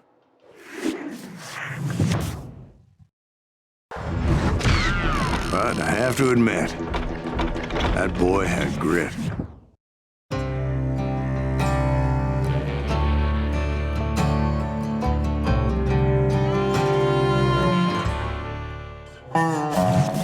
We'll get those suckers! It took me a couple of days to track the Daltons down. They can't get away with this! And in that time, a whole posse of local vigilantes offered to lend a hand.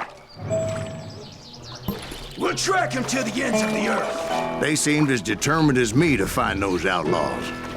But as we headed into those swamps, it was like I had my own private army. There was no way those boys were getting away this time.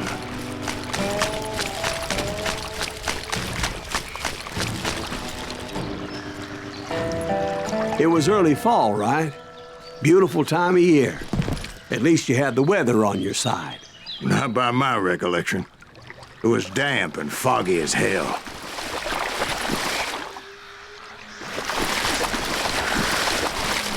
It was tough to stay on a true course, so we kept an eye out for landmarks.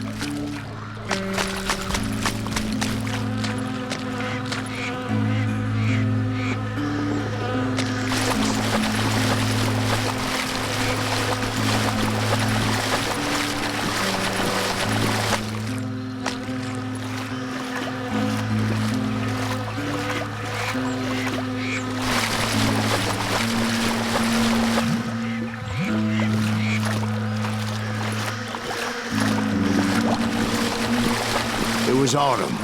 The maple trees were in full color, red as blood.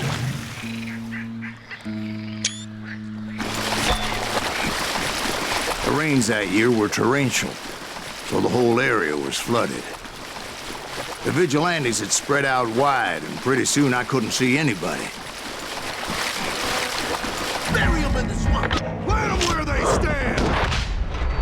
Except for some bitches ahead of me wanting to do me harm. So I had to face them alone. I wondered why my compatriots didn't come running when they heard the shots.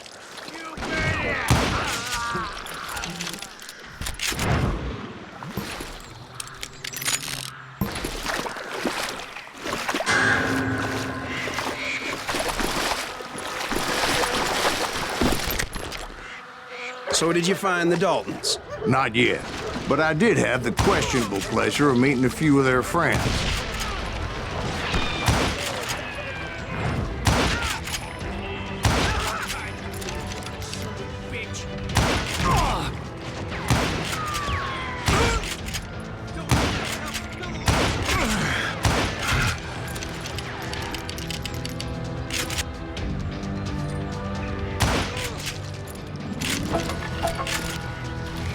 The boys had established quite a reputation by that time, so they attracted all manner of riffraff to their cause.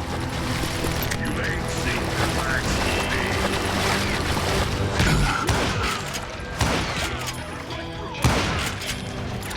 I'm gonna blow your damn head off.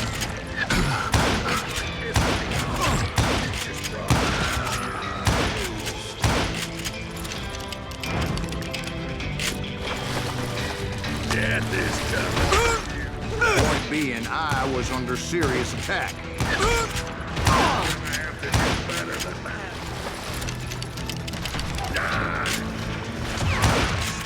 And my reinforcements was nowhere to be seen.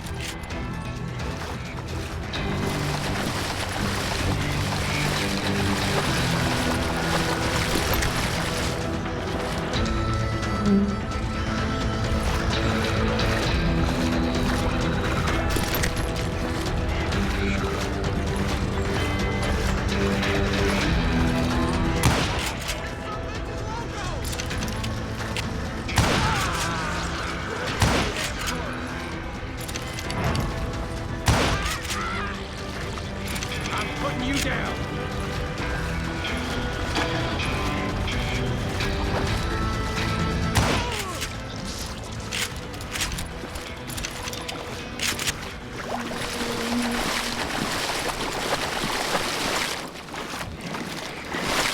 But luckily, a barn materialized as if right before my eyes. I scrambled up top to get a better view.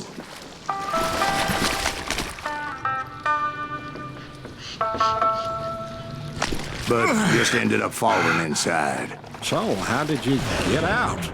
The barn doors was open. About right then, I saw some suspicious characters running for the bushes. Of course, I followed them.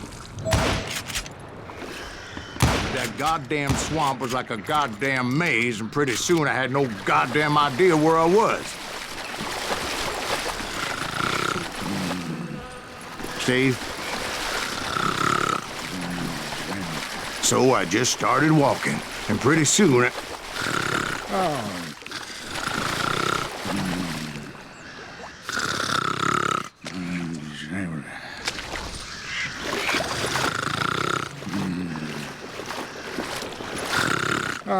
Steve? Steve! Huh? Oh, no, I'm listening. Indians surrounded me from all sides.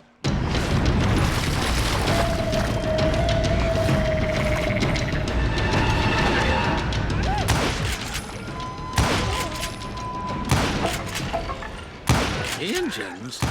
There were Indians. No. I just wanted to make sure Steve was paying attention. Now, where was I? You were following the Daltons through a swamp? That's right. See, Steve? Dwight's paying attention. No, I'm listening. I was just resting my eyes. So, where was I? The Daltons. Right. See, there's a reason so many outlaw gangs are made up of brothers. Being a brother is a very sacred thing. It's a bond like no other.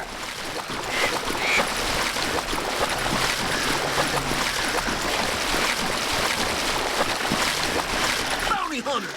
Stop that, son bitch!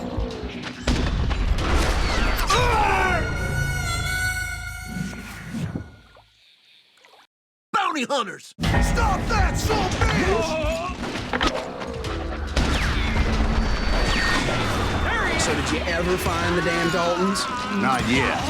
But I did find a few of their cousins. You Kansans breed like rabbits. Or Smiths or Heimhoffers or who knows what. Bounty hunters! Stop that, son bitch! Take that asshole out!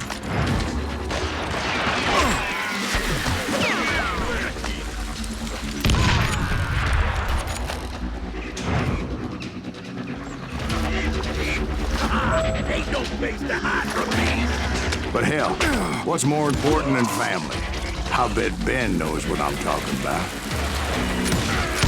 Forgiver, son of a bitch!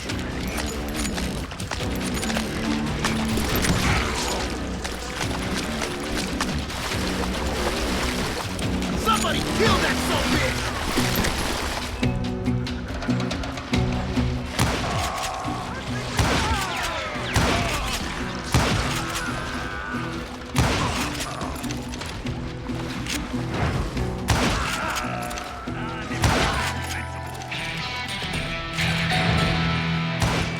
Around corners.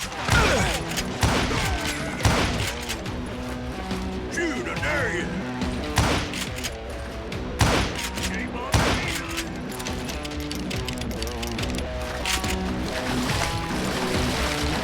What are you gonna do? Look out!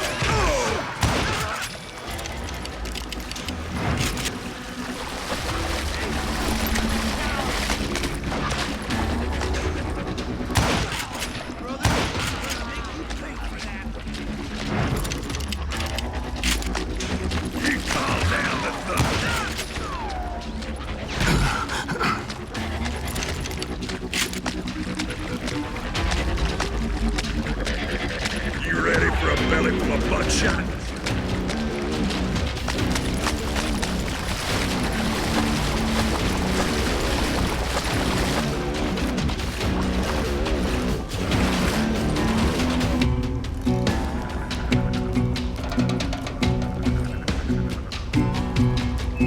I knew those Dalton boys were out there somewhere, standing together against anyone who would threaten them.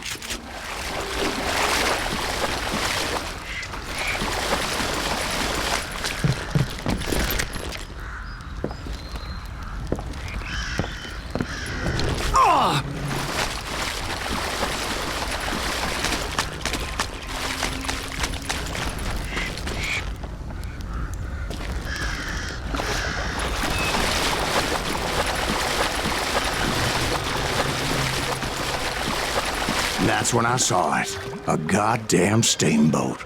A steamboat in a swamp? Yeah, Steve, but this wasn't much more than a wreck, really. But how'd a damn steamboat end up in the swamps?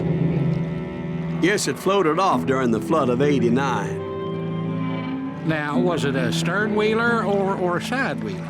What? Does that really make a difference, Steve? It was a steamboat with a goddamn army on board. It was then that a fusillade of bullets come raining down from on high. And those vigilantes who accompanied me weren't anywhere to be found. But among those men that were shooting at me, I thought I saw some familiar faces.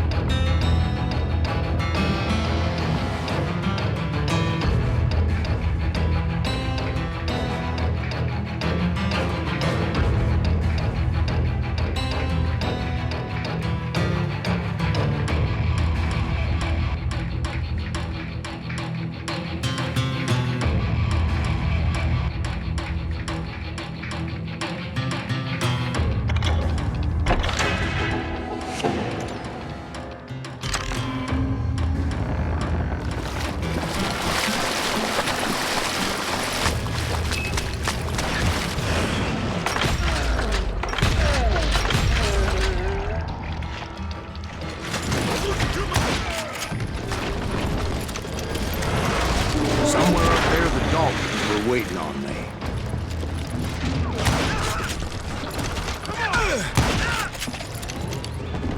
Sounds like you don't give up too easy.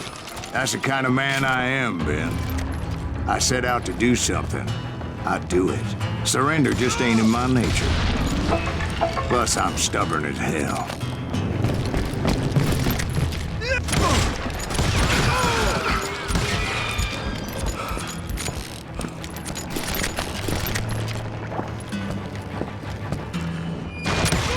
Did that asshole just kill Red?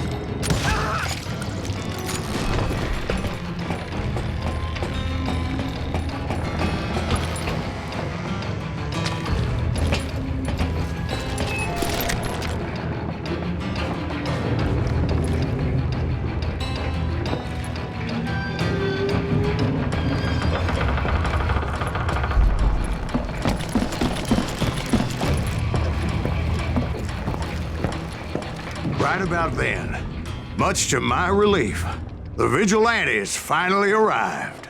Their leader motioned at a cabin in the middle of the top deck, pointing me directly at the Daltons. I finally had them, after months of dogged pursuit.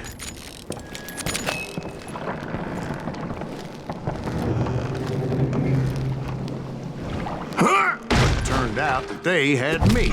Take him out! I'm sending you to hell!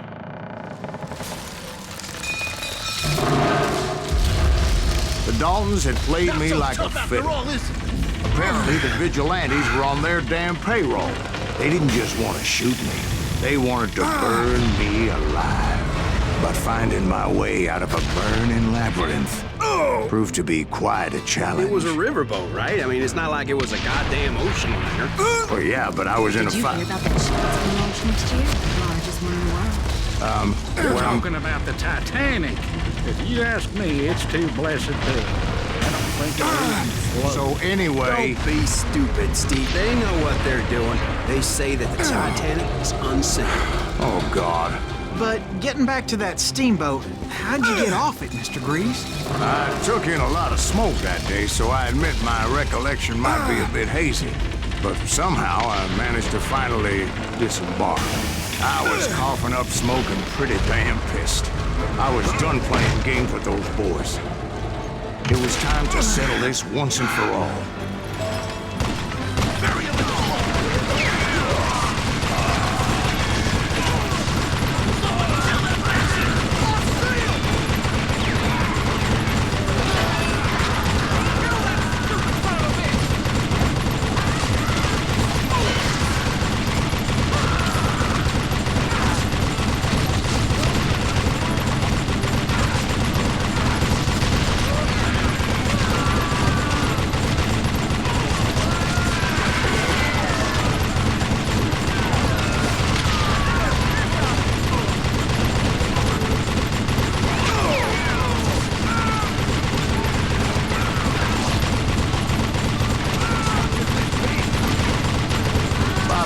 Weren't about to come at me one at a time. They were in this together. Two brothers side by side, determined to take me down. Confident that this time the odds were on their side.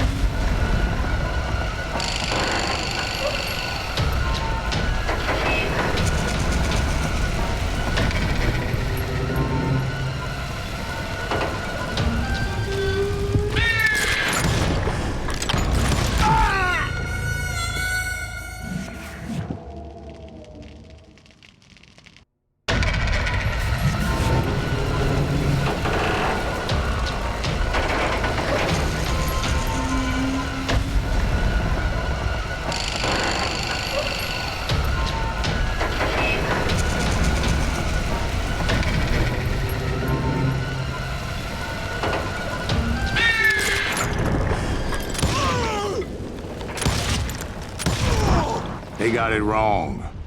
A sad end for those two. If they'd only known that Emmett was still alive despite his wounds. Paroled 14 years later, he moved to California and sold real estate and lived off the legend of that fateful day. And the tragic death of his two brothers. My own brothers died tragically as well, truth be told.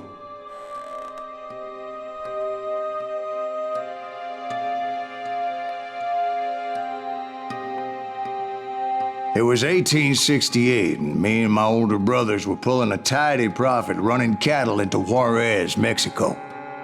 One night after my brothers retired for the evening, I found a little poker game in a cantina with a couple of cowboys. And I just couldn't lose. I even won an old Spanish coin that had to be 100 years old. Well, I was mighty pleased with myself the next morning as my brothers and I rode for Texas. But before we crossed the border, those cowboys caught up with us. It was Johnny Ringo, Roscoe Bob Bryant, and another asshole named Jim. They wanted their money back and everything else we had, including our lives, as those boys didn't want us coming for them later. Bob put that old Spanish coin in my mouth and said, "I won't have it said that I left you with nothing, boy." Well, those horses bolted, and there we hung as those bastards rode away. The branch finally snapped under the weight of the three of us, but being my older brothers were bigger and heavier, they were already dead.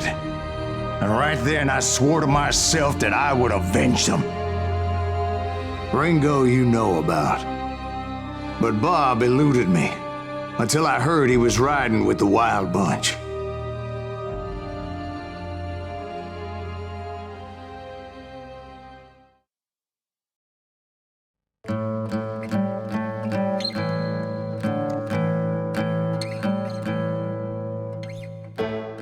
I'd been on their trail for months, ever since they left their hideout in the Bighorn Mountains.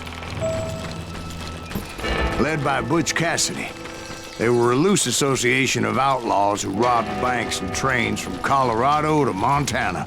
Among them was the Sundance Kid, and that murderous hombre I was tracking, Roscoe Bob Bryant. They blew the bridge with the intention of forcing the train to stop.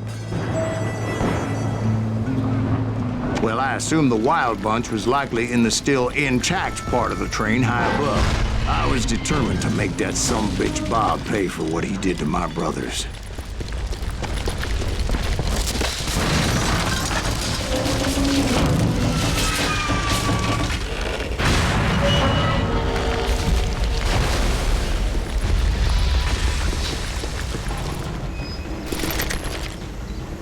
I found the device they used to blow the tracks, so I knew I was headed in the right direction. My ears are still ringing from blowing up that bridge. Well, I made my way off unscathed and came upon a few members of the gang and had no choice but to dispatch them. From there, I had to negotiate an even more precarious route. But first, I would need to get my ass out of there.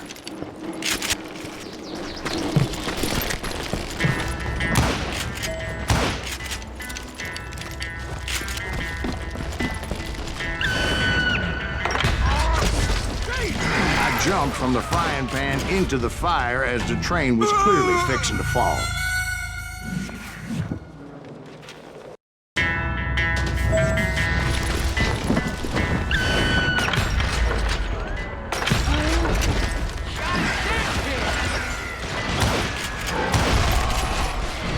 found the gang, but in order to find old Bob, I needed to fight my way forward past a whole passel of desperados.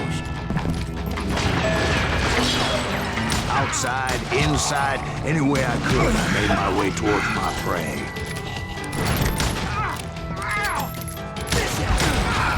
Well, what about the passengers? It was mostly a freight train, as I recall. There were no passengers aboard that day.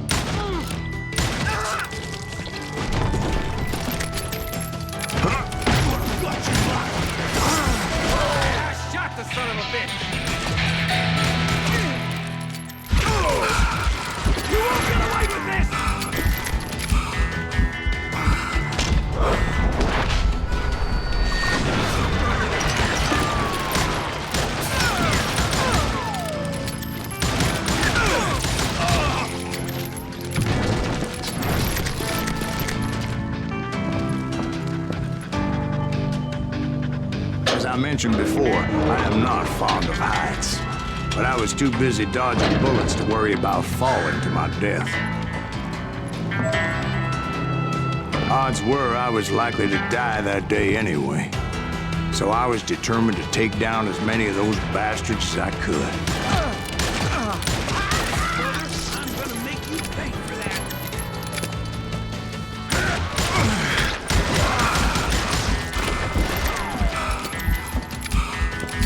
You ain't beating me, boy!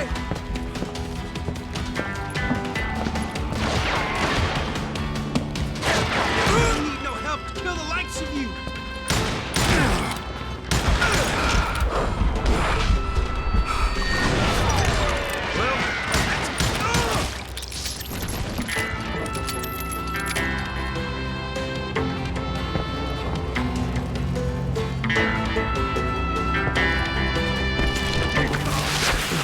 It was like shooting ducks in a shooting gallery. The only difference is these damn ducks shot back.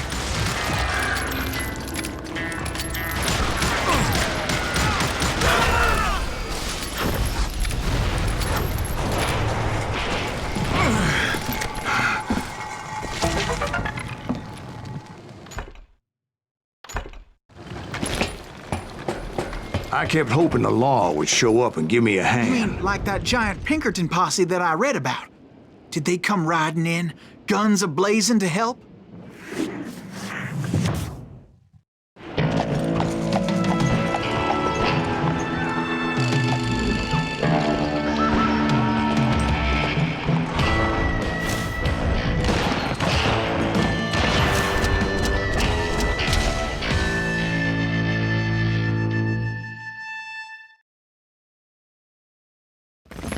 Help?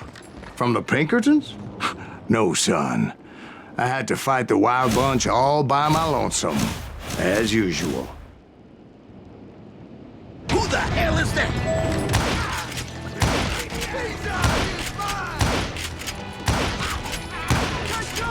Retreat! Retreat!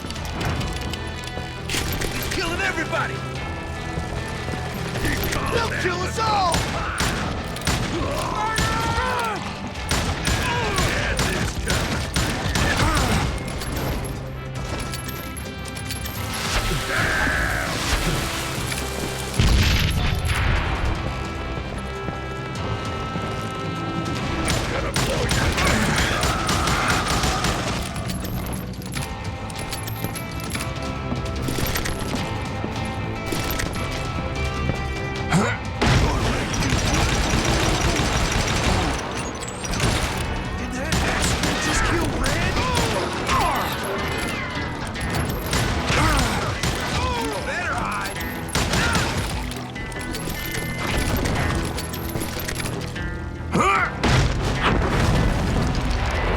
Guess is those dime novels didn't portray this as it happened, did they?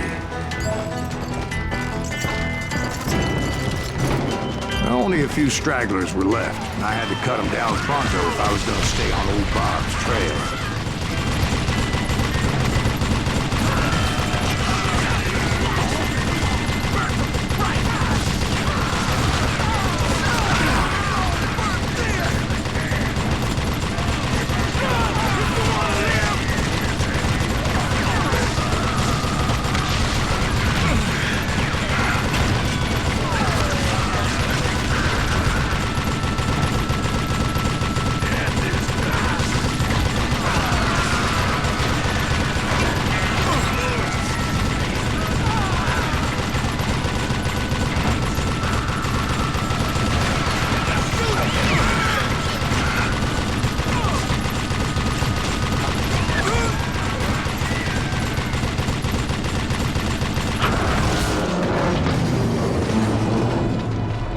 Once I silenced all those guns, I went searching for my nemesis, determined to finally have my justice. But the only survivor who welcomed me was George Flat-Nosed Curry. Who was he?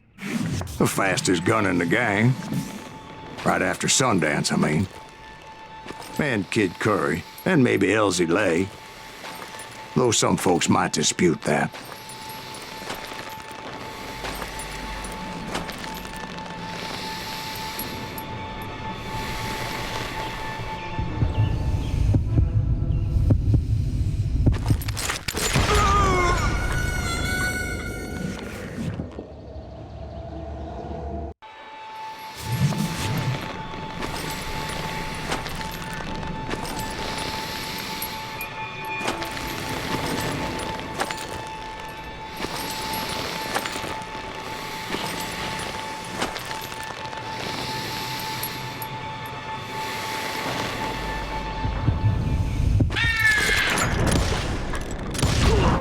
On that very same day, Butch Cassidy and the Sundance Kid decided to leave the Wild Bunch behind and decamped for South America.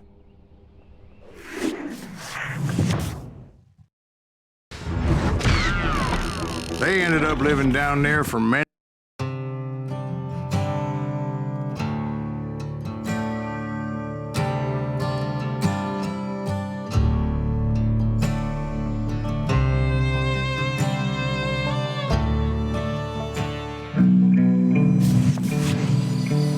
I tried to find Bob Bryant, but it was as if he'd disappeared. Sometime later, I heard the Wild Bunch was back together. Kid Curry escaped from jail, and now he was running the whole shebang. So I took to their trail, as I was still in pursuit of my brother's killer and hoped that he was back with him.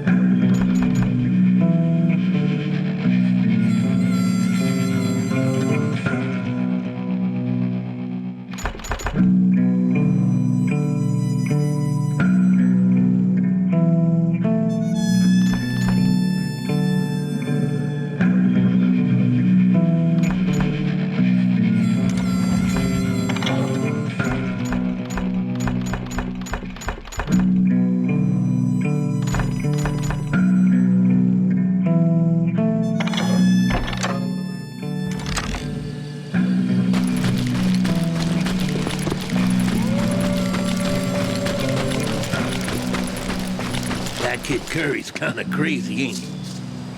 Don't let him hear you saying that. Anyways, I tracked those boys to a camp right outside Parachute, Colorado.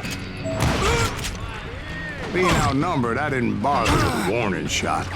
I just started taking those bastards down.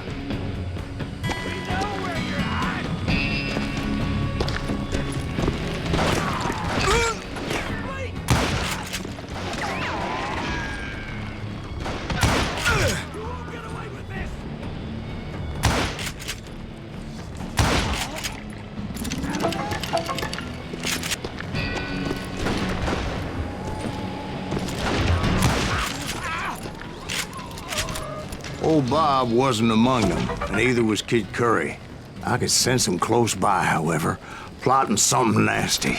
I just needed a clue as to their whereabouts.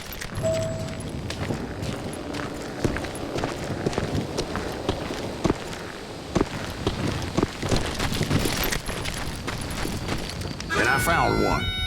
A map with their bold plan clearly marked. This time they were fixing to blow up a train trestle. Property of the Union Pacific.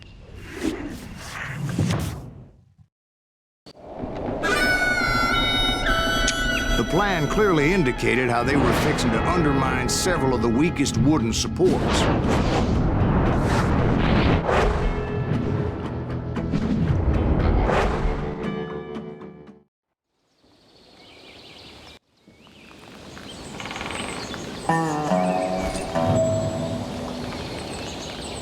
Kid Curry was considered the wildest of the Wild Bunch. It was said that he fathered 85 bastard children, though some say it was only 5.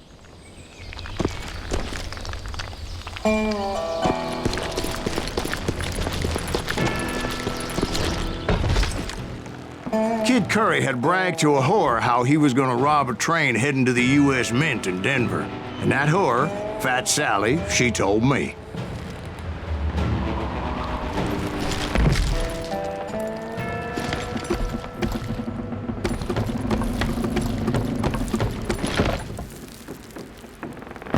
Of course, I had to tread carefully. Otherwise, I could, well, die.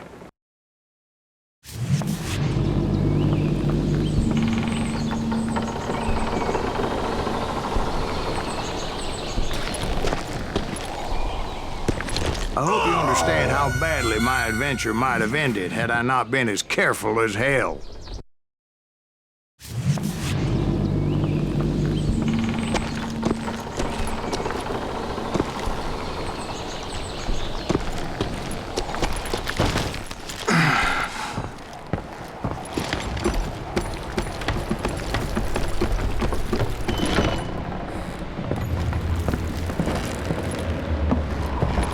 The bridge was rigged with dynamite, so I decided I'd best be careful confronting those bastards.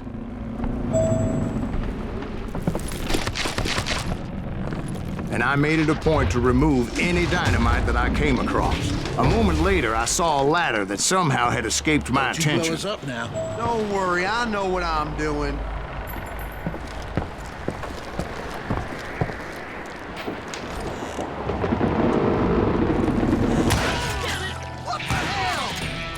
But the Wild Bunch did not take kindly to my presence and attempted to blow my head off.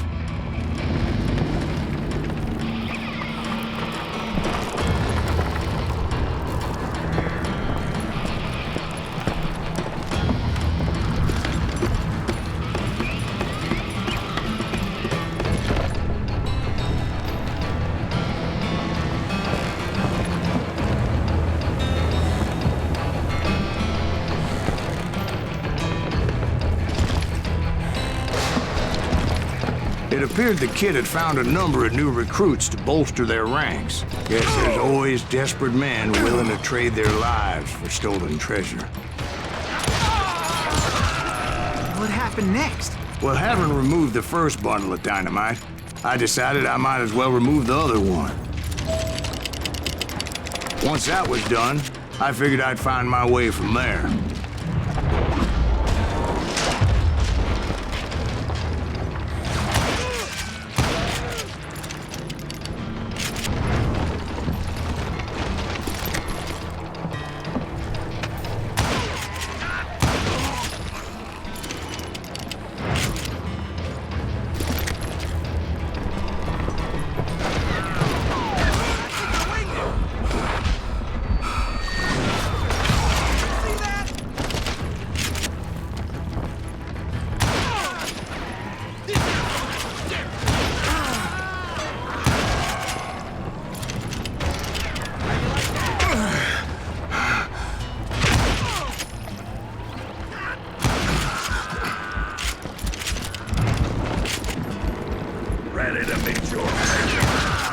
So, what happened then? Had to remove more of that damn dynamite.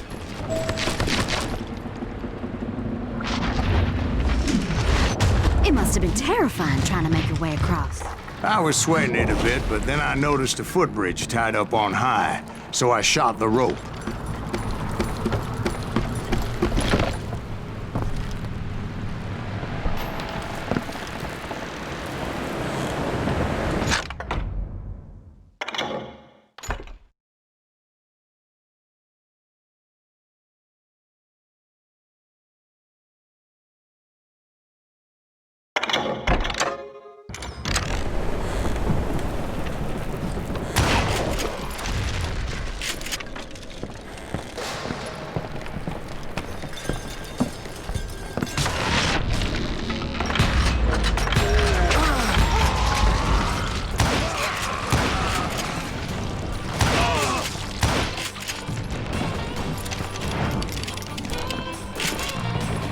So that was all the dynamite?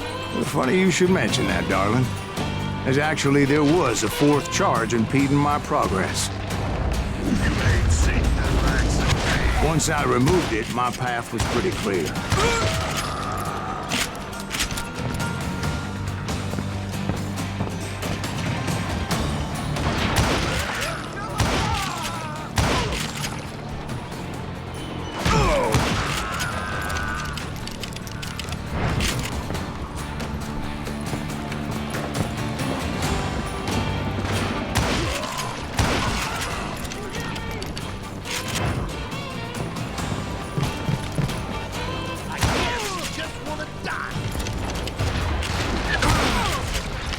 So I proceeded onward and realized that that way just wasn't gonna work. I needed an alternate path forward.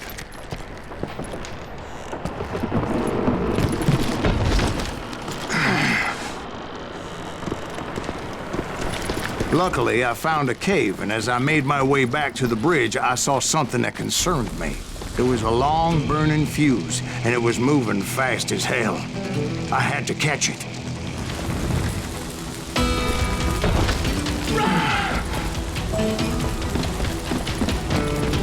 The burning fuse was so damn quick, I had to run like the wind.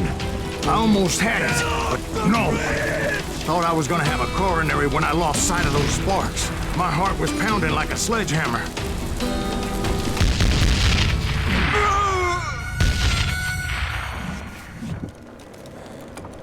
Get off the bridge!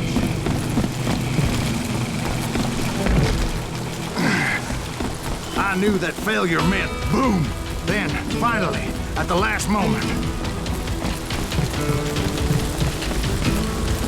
Whew.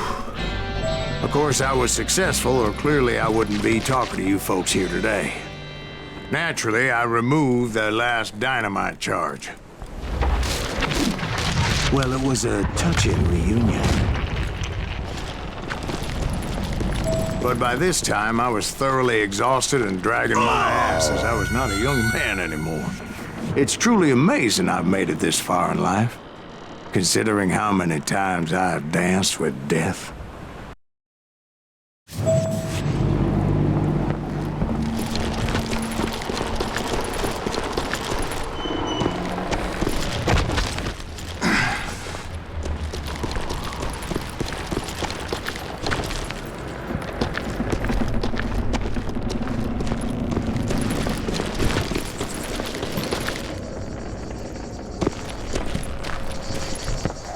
Kill that SOB!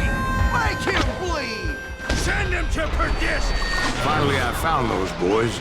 Or more precisely, they found me. Tracer, keep going!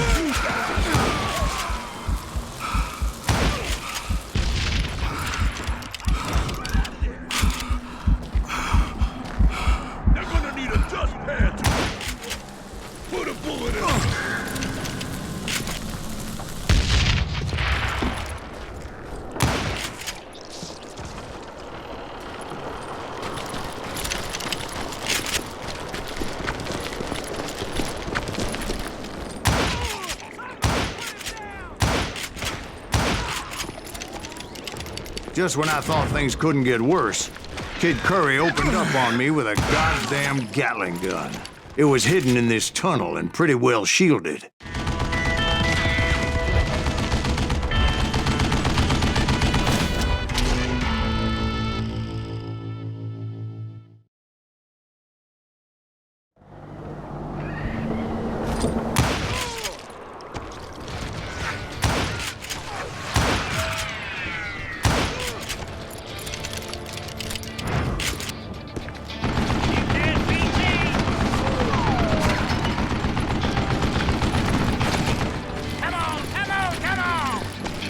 Luckily, I had located some dynamite. I still, however, had my work cut out for me.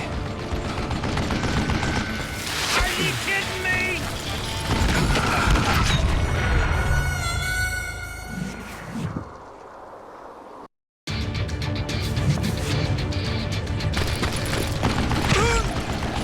You to lay down and die.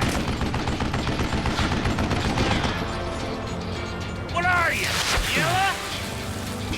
Damn!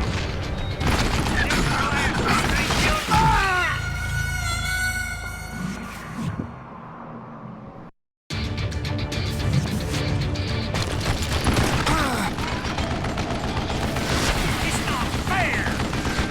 You know who I am?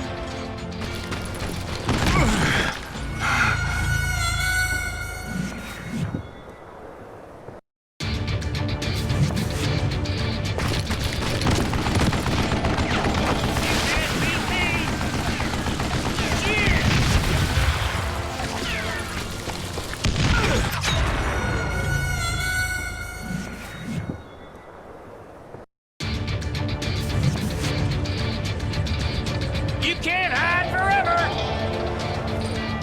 You know who I am? Oh! Shit, I gotta reload? Time for you to lay down and die.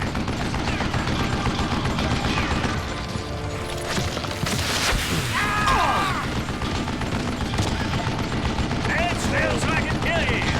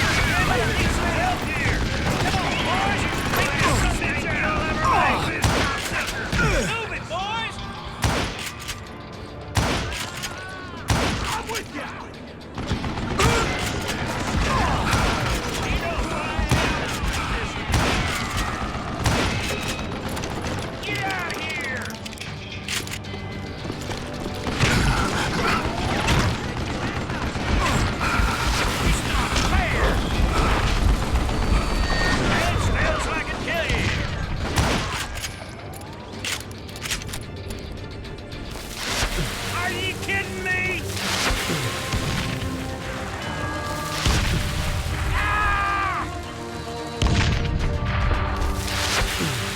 Guess you had enough, huh?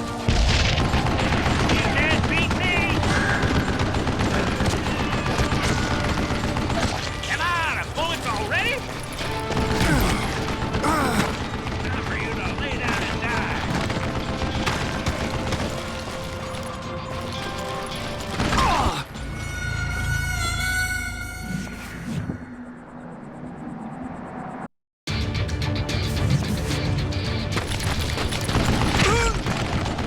This is the last mistake you'll ever make. I think he's scared. Shit! Do you know who I am? Hold me off while I reload. It's not fair. God damn it, I need some help here. Come on, boys. Take this bitch out.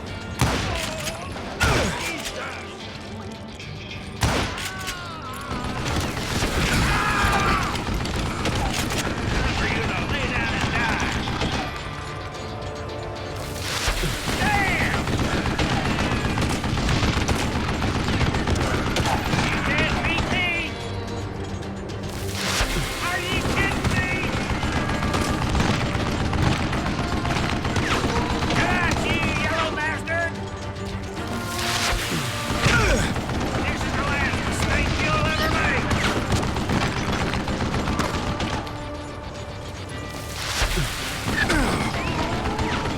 Shit! Do you know who I am? Like this cocksucker! Move it, boys! Show yourself, you coward! Hands down so I can tell you.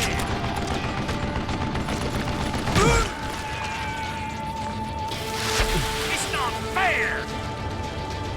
Punch you, boy! Beat Come that here. bastard! Give me a hand here, goddammit! Time for you to lay down and die.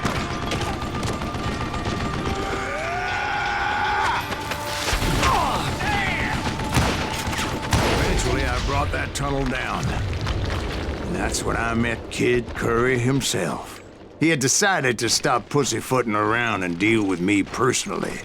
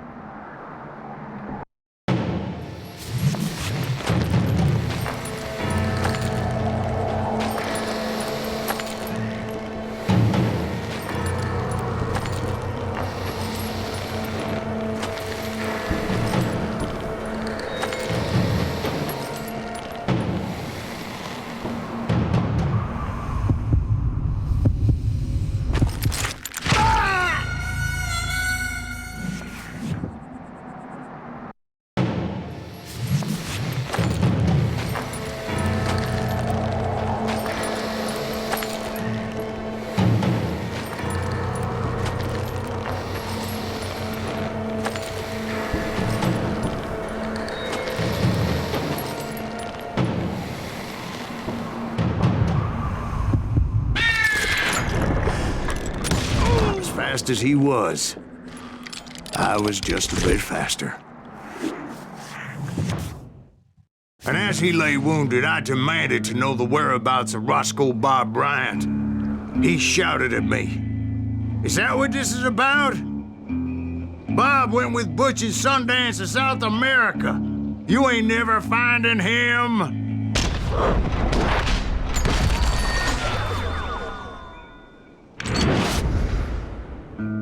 Those were his last words.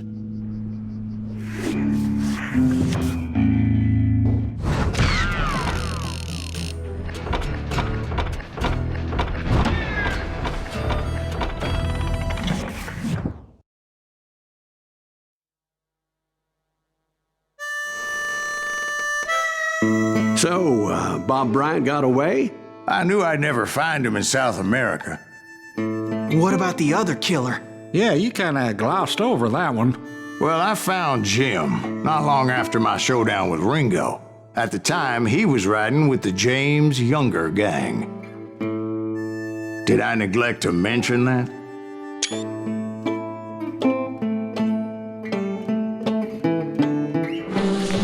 Jesse James? The greatest outlaw who ever lived? Jesse and his kin rode with Quantrill when he raided Lawrence, Kansas, and killed near 200 people, boy. Nothing great about that. And from there, him and his brother went on to rob banks and trains from Kansas to Missouri.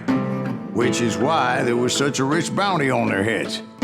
40 grand for both of them, dead or alive. That's one hell of a payday.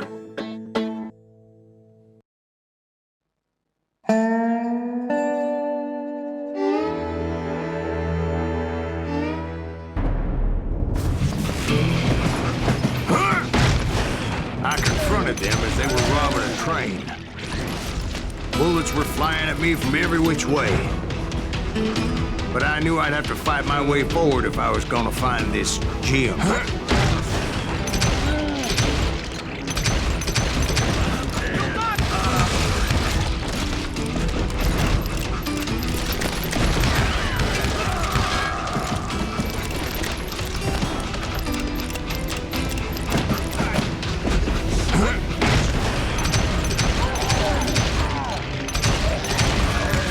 Wait a second. Now, how'd they stop this train in the first place? Well, the James boys were experts at this.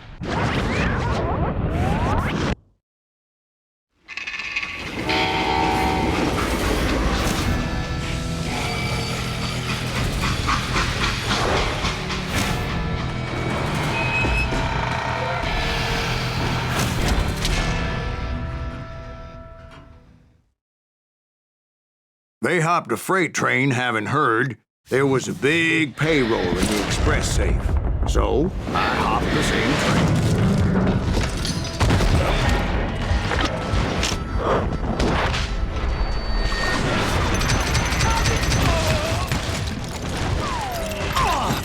The James Younger gang was decimated after that little fiasco they had in Northfield, Minnesota. So Jesse needed more men and took on the killer I was after, along with a host of others. I was hoping to find my man and put a bullet in his head. Climbing around that train, I must have swallowed 100 damn bugs before I reached James that... Younger gang pulled the first train robbery west of the Mississippi. Sounds like you hold them in high regard. Everyone knows they were the most famous outlaw gang ever. And you took them all on by your lonesome. Again, I'm finding this all a little hard to swallow, friend. Well, maybe you need to wash it down with some whiskey. By the way, did I mention that that train was flying down those tracks like a bat out of hell?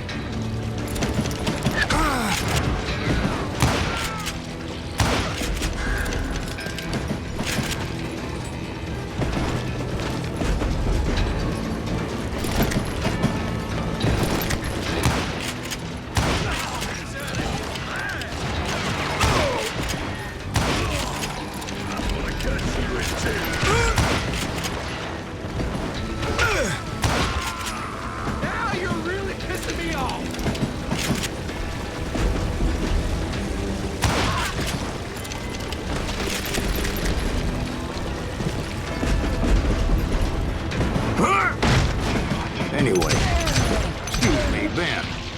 where would I find the gentleman's facilities?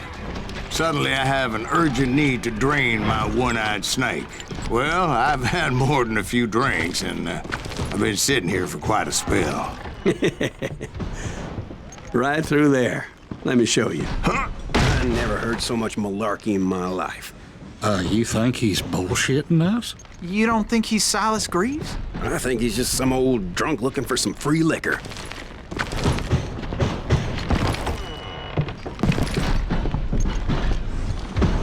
I don't know, Jack. I think I believe him. You don't think he met Jesse James? Boy, you gotta be kidding me. That story makes no sense at all. Jack. I mean, you gotta be 2 bricks short of a load to believe that cock and bull story. I don't agree. Jack, lay off the But bar. you seriously think that tired old man went toe-to-toe with Jesse James? Well, that's better. Did I mention that this Jim was married to the infamous Belle Starr? Of course, I didn't learn that until later. Anyway, I made my way forward the best I could. Around the sides, over the roof. At some point, some bitch saw me and shouted out, "It's the damn Pinkertons!"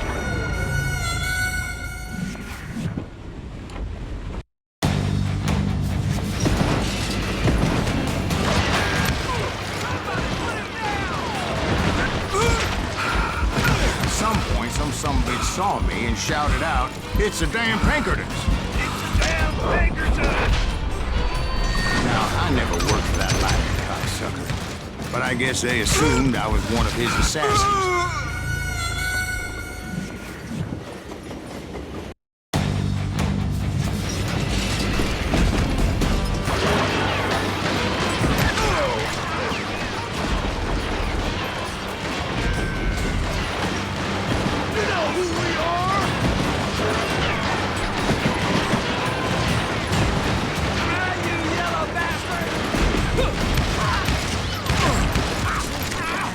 Those evil bastards firebombed Jesse's mother's house and killed his stepbrother. So it's no wonder each and every asshole on that train wanted me dead. Everybody's always mistaking you for somebody else, aren't they? Why is that, I wonder? Oh!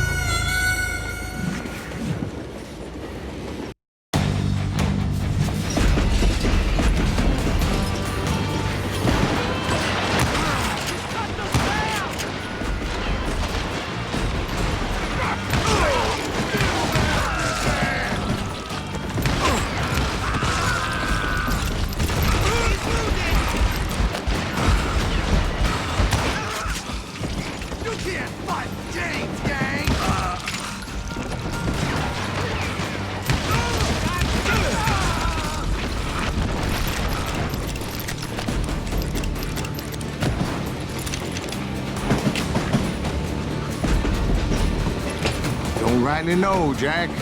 I'm just telling you how I remember it. I bet you are.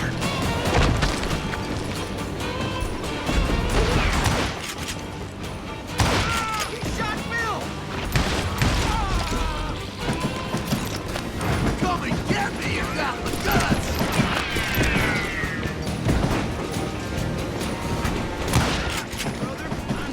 I came across a flat car piled high with logs and had to come up with a creative way to make my way forward. You better hide!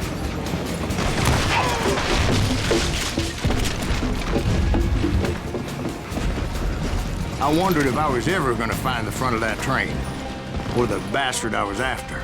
Right about then, I was attacked by some asshole on a Gatling gun. Well, seems like you run into a lot of them. Asshole? Gatling guns. Yes, I did. Now, I don't remember how I took it out. It was either a bullet or dynamite. Where would you find dynamite? Does it really matter, Jack? You're messing with the flow of the story here. I gotta reload!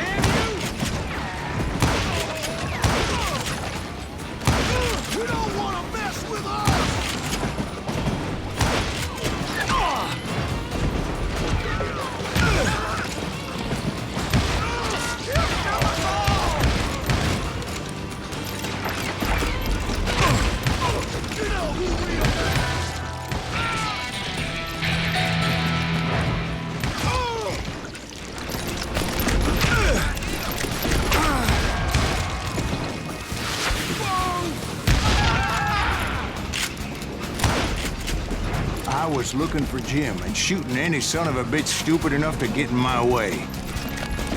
And that included Jesse James himself. That's right.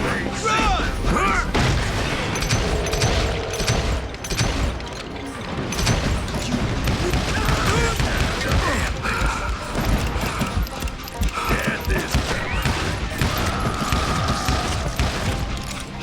There sure were a lot of men determined to die that day. You can't hide from me.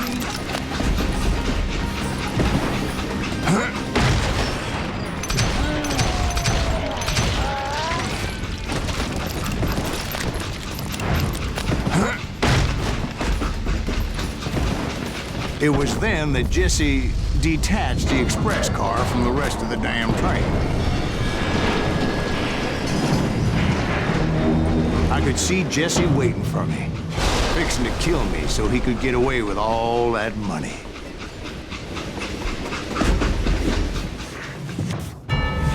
You had a showdown with Jesse James? Of course he didn't. Everybody knows that Jesse was killed by Bob Ford. Yeah. Jesse went out like John Wesley Hardin. Coward shot him in the back of the head. Guess it doesn't matter how far you run, does it, Ben? Your past always catches up with you.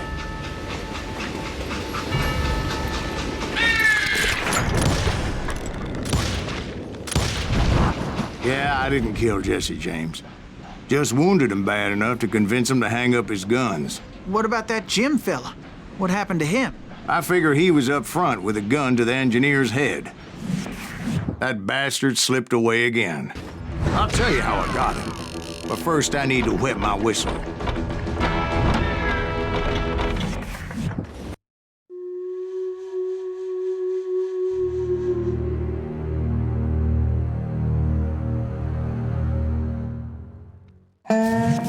After my showdown with Jesse, I continued to track his brother, Frank, and that sumbitch Jim. I followed those bastards into the high mountains as they were going to ground. What mountains would that be? Somewhere in the Ozarks, I believe. The perfect place to hide out from the authorities.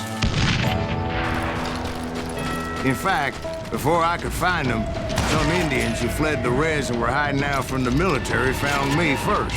They probably thought I was a cavalry scout and didn't want me telling the military where they were. Injuns? It could have been Cheyenne, but there was all sorts of renegades roaming the landscape back then.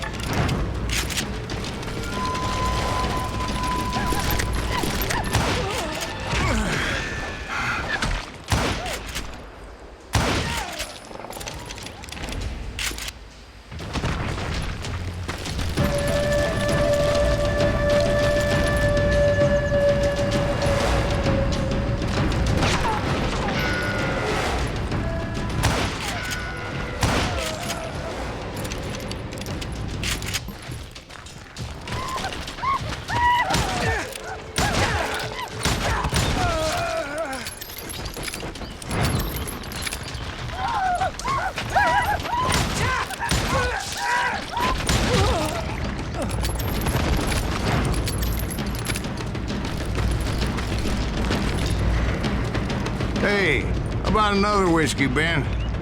Nothing better to soothe the troubled soul.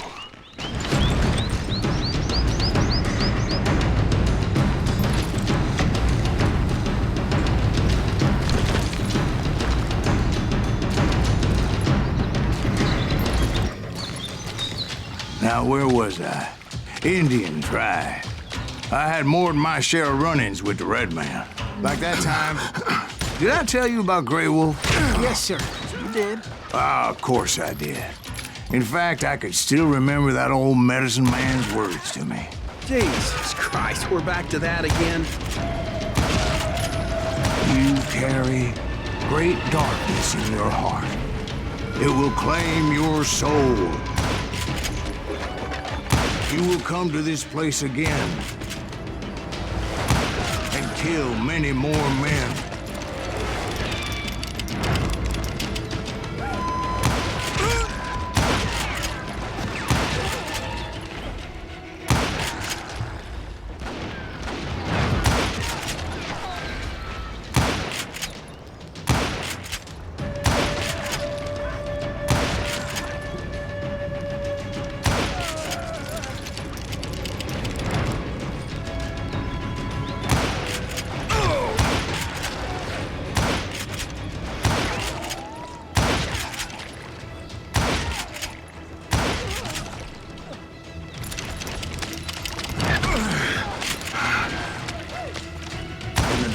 darkness will grow until it consumes everything you are.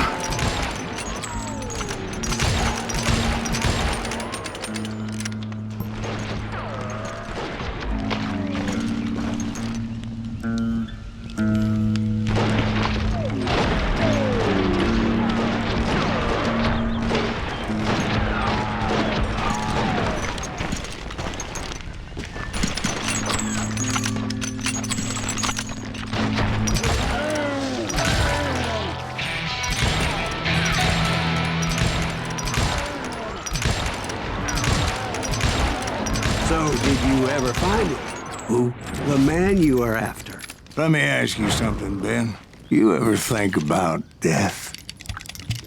Mr. Greaves, are you all right? Ooh, death. Ooh, death.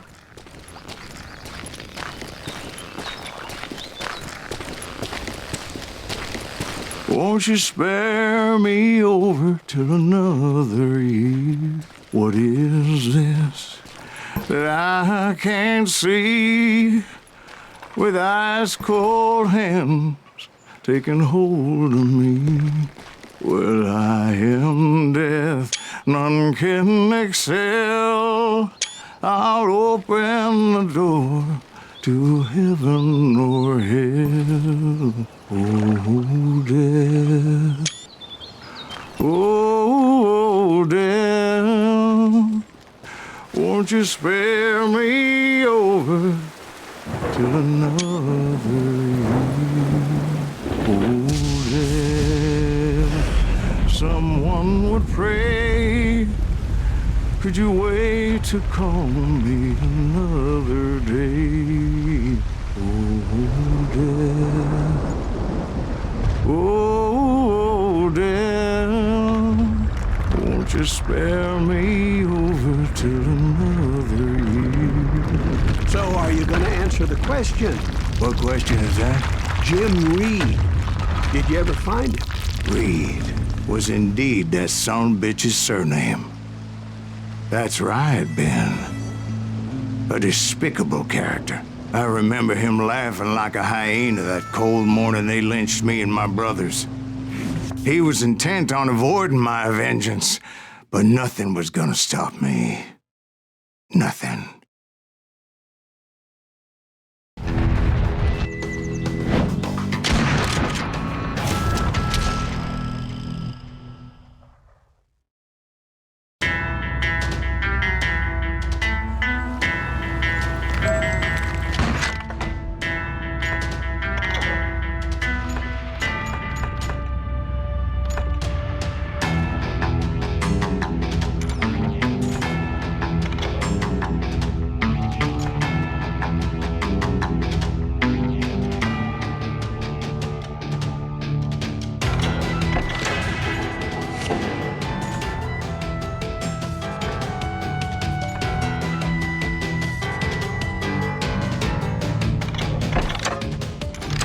I finally did track those outlaws down.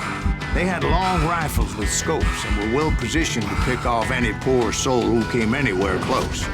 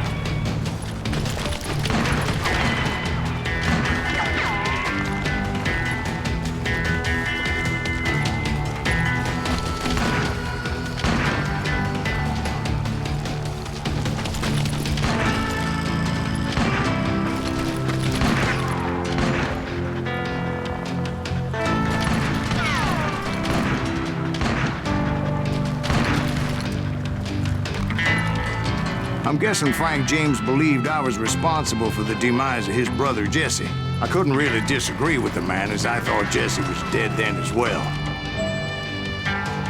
He backed off as I closed in on him, but he was still intent on killing me. And when I closed in on him again, he backed off again, looking for a better angle on me.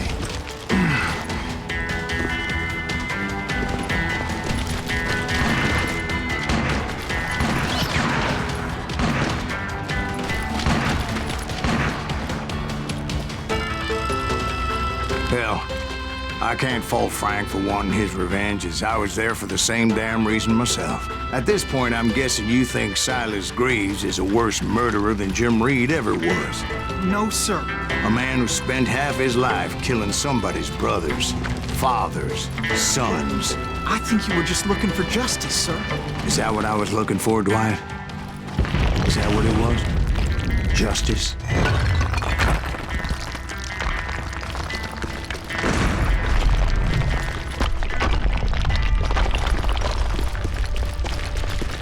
Isn't that why you were hunting the James gang? The James gang. Right. I finally found Frank holed up in his mountain cabin, and he was determined to have me dead.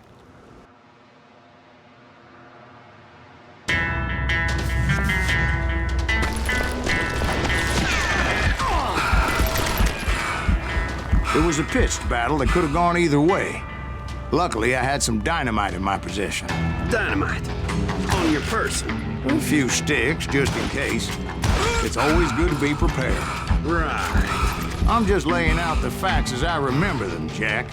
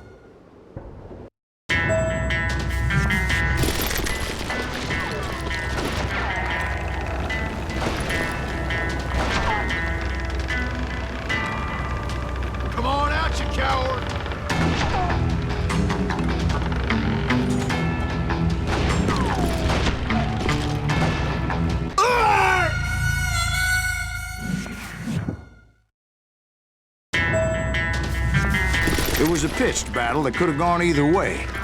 Luckily, I had some dynamite in my possession. Dynamite? On your person? A few sticks, just in case. It's always good to be prepared.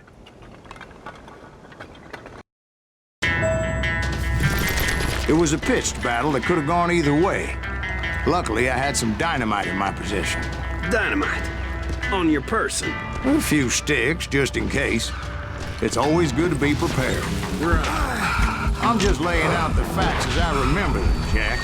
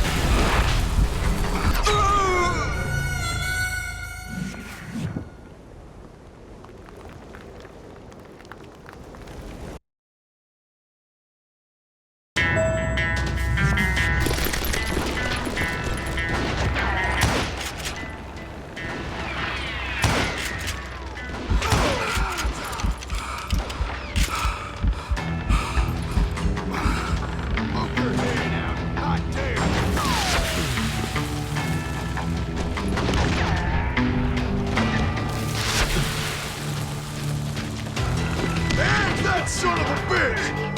Gonna cut you a new spot! Take him out! He's just one man! Cut you a new one! Come here!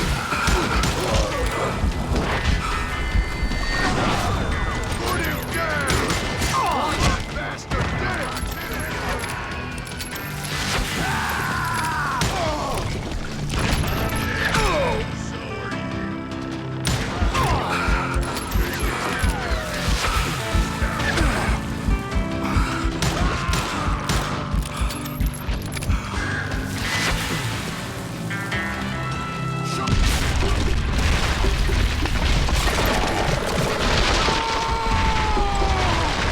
Old shack? Well, it went tumbling right off that cliff. With Frank James still in it? Yes, sir. But Frank James is still alive, living in Missouri, showing folks around the family farm for 25 cents a tour. I didn't say he died in the fall, now did I?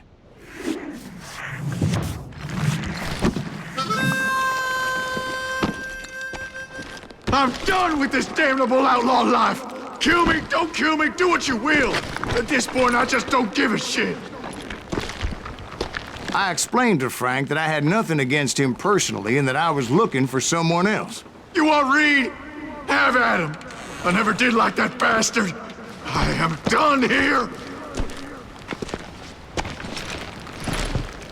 We parted in peace as Frank pointed out the path to my prey before making his way back down the hill.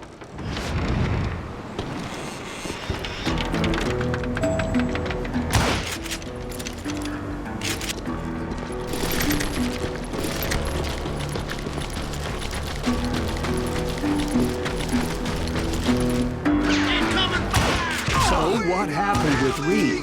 Well, I finally found the last of the gang hiding in a nearby cave. First, I had to dispatch the lookouts, as I was determined not to let that murderer escape my revenge again. But rather than wander in willy-nilly, I decided it would be better to smoke that sumbitch out. Hey, Reed! I shouted. No wonder you're so ornery. Can't be easy being married to Belle Starr. While you're off providing for the family, she's spreading her legs for every Tom, Dick, and Cole Younger. Not an attractive woman exactly, but very friendly. At least she was to me. Son of a bitch! It was then that the last bunch of bandits jumped out of hiding. Why won't this asshole give up? Would someone please kill him?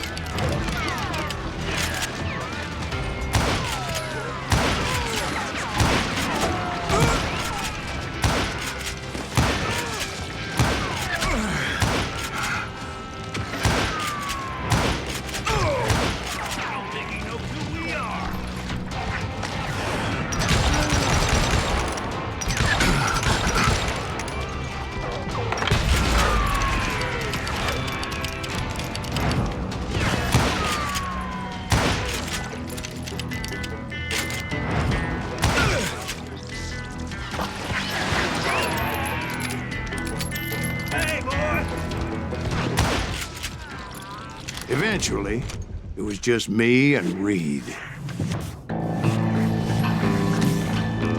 I had waited a long time to face him down, so I could repay him for what he did to my brothers.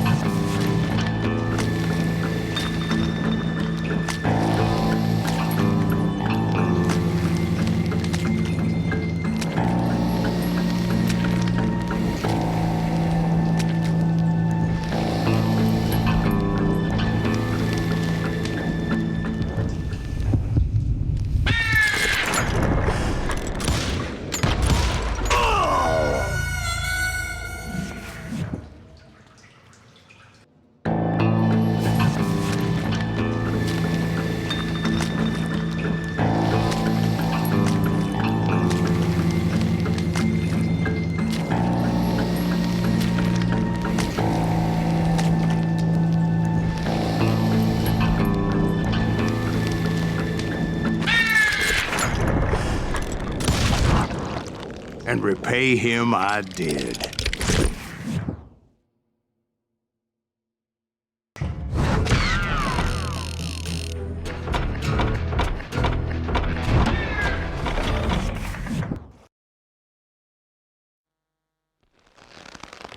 Well, I don't know about you boys, but I'm pretty beat. Well, it's too damn bad you never found that Bob character. Seems a shame he never had to pay. Well, funny thing about that, I did have one more chance at him.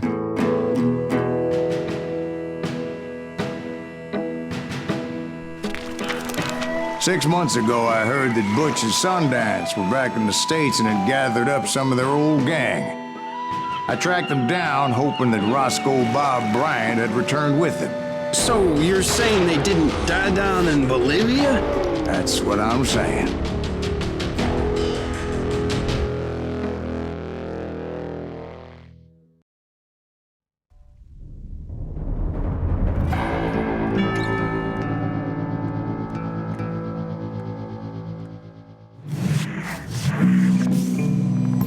"40 years I had waited to get my hands on the last of my brother's killers. Not even an army of demons could have stopped me now.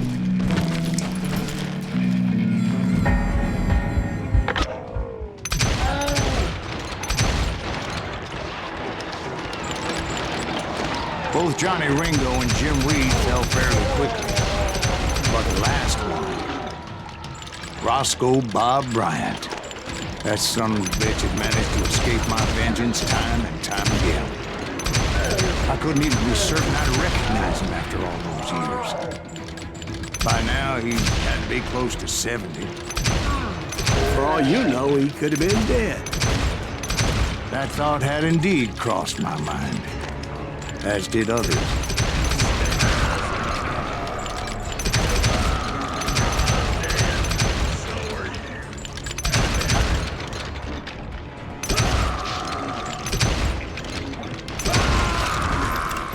For instance, did my thirst for vengeance turn me into something worse than the man I was after?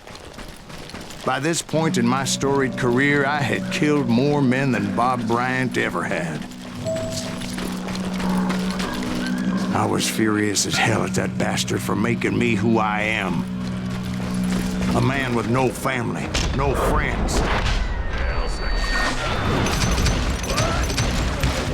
Nothing could stop me from taking his life. been after that killer forever. From the time I rode with Billy the Kid. But that chapter of my story you already know. Chapter of that fairy tale, you mean? Suddenly it was 1910. There I was, an old man roaming a ghost town dead almost 2 decades.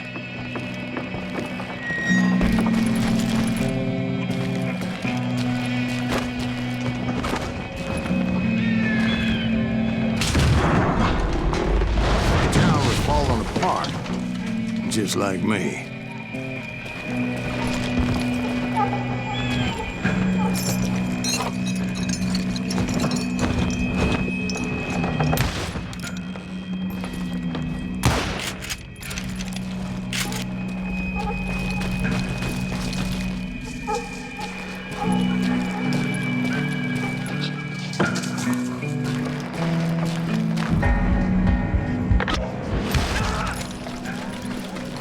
But I wasn't about to call it quits.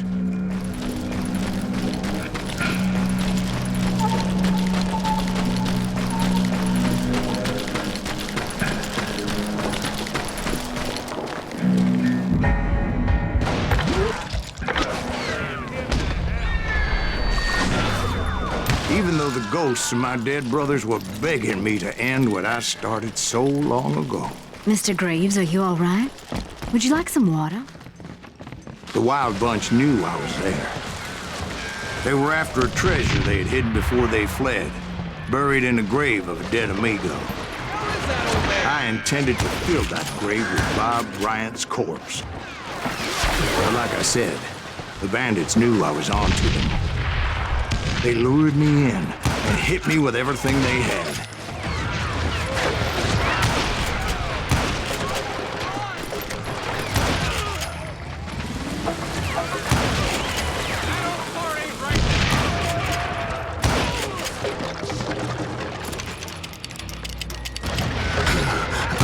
But you obviously prevailed since you said your dad today. Actually, in that moment, I did not prevail. So I suppose we're talking to a ghost. Funny you should put it like that, Jack.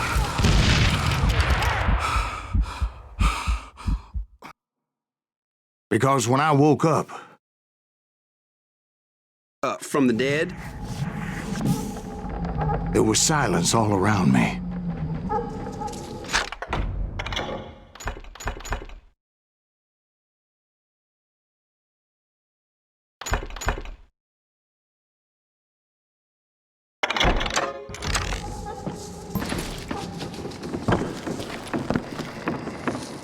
I could swear to God I saw Billy then. Billy who? Billy the Kid. William Bonney. He was shooting at me from a rooftop. Here, there, even over there. So I am right. You are titched in the head. Mr. Graves, perhaps we should switch you to coffee? You see that old Indian again, too? No, but I did see Billy's killer, Patrick Floyd Garrett. He came at me guns a-blazing. I knew that old war horse had died 2 years before. I wondered if maybe I was dead too and confronting the ghosts of my past. Perhaps all my sins were coming back to haunt me and drag me down to perdition.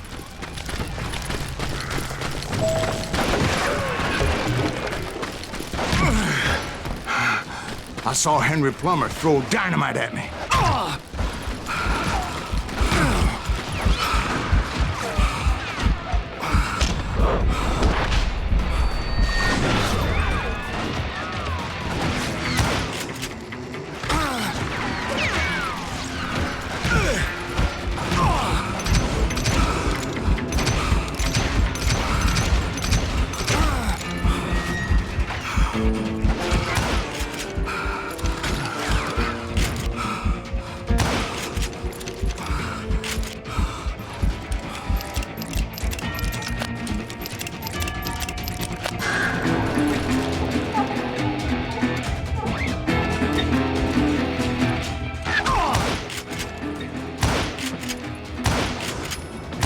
Of the cemetery, I saw John Wesley Hardin, just like I remembered him.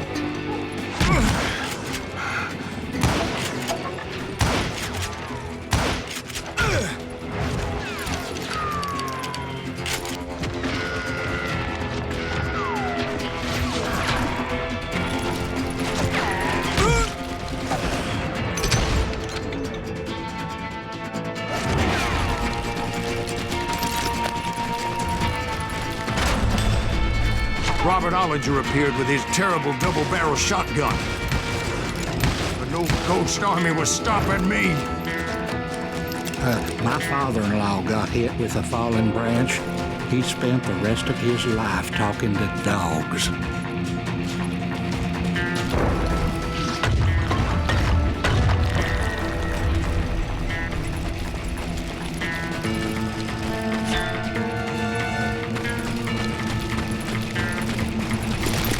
Newman Hayes Clanton, William Brocious, John Peters Ringo, they all wanted me dead.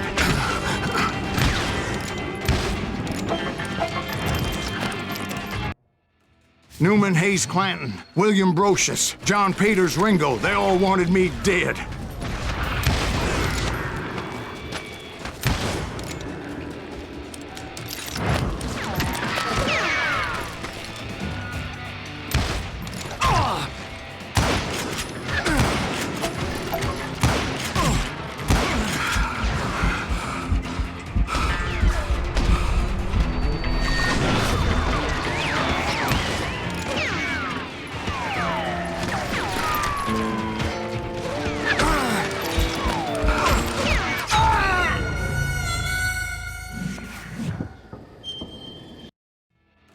Newman Hayes Clanton, William Brocious, John Peters Ringo, they all wanted me dead.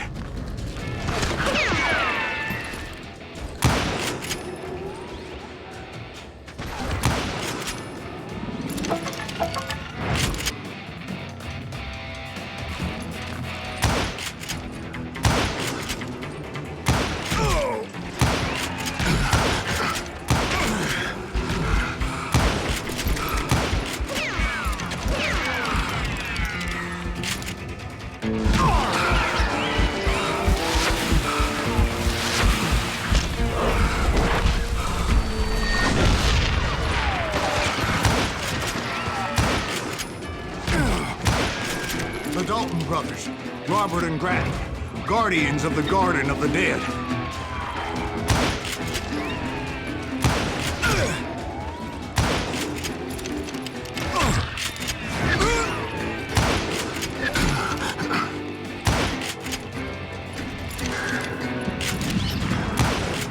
George Curry and Harvey Logan, alias Kid Curry, both thirsty for vengeance from the great beyond.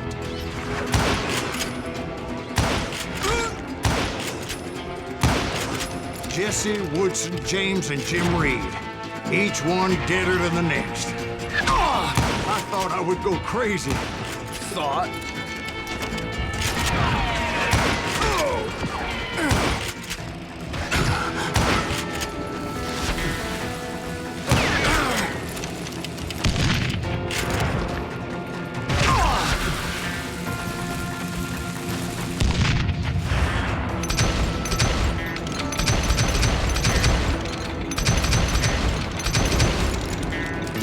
Finally, I saw Harry Alonzo Longabaugh. The Sundance Kid? Like a general leading his legion of the dead. You told us before that you'd seen him alive. He was alive.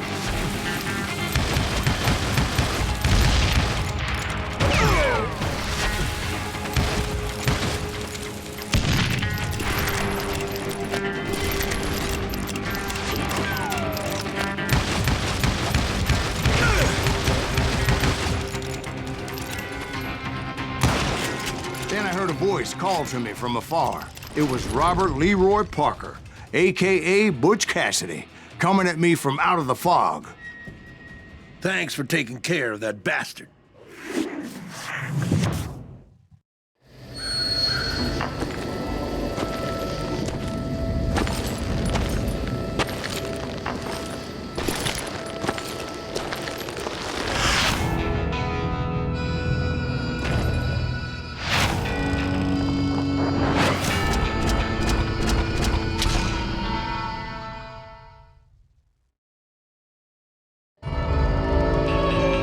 But the kid wasn't quite deceased. Not yet. Takes more than one little bullet to kill the likes of me, partner. Those two looked like they hadn't seen each other for quite a while. Clearly, they were no longer amigos. Shit. I was hoping I wouldn't have to kill you. You won't have to, Butch. I'm killing you first. I asked them about Bob Bryant, but they were too busy with their own heated conversation. Let me get this shit straight. You want my money and the love of my life? You frittered it all away, Butch. Eda's mine. So is that damn money. I didn't want to shoot anybody until I had an answer to my question, but those boys didn't give me much of a choice.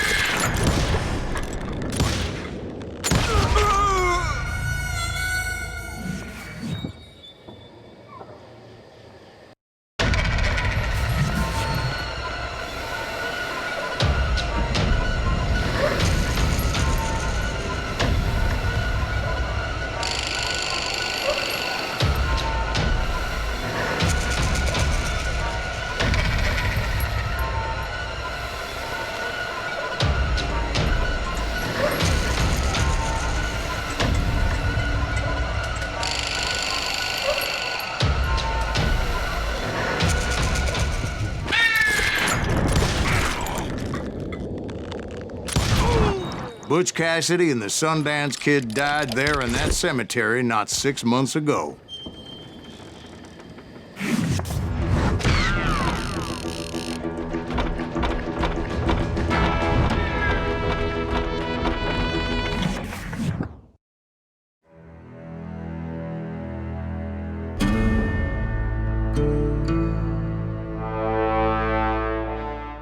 Butch Cassidy and the Sundance Kid were killed by the Bolivian army. Everybody knows that. That's the legend, but it ain't the truth. So, you never found Bob? There is no Bob. This old sumbitch ain't even Silas Greaves. Sir, is that true? Have you been pulling our legs this whole time? Well, not the whole time. Oh, man, I think you've worn out your welcome here. Maybe you're right, Jack. Maybe it's time to pay. You see, Ben, or should I say Bob, your past always catches up with you. I was a different man back then, crazy. Drinking, I've changed my ways, I swear to you.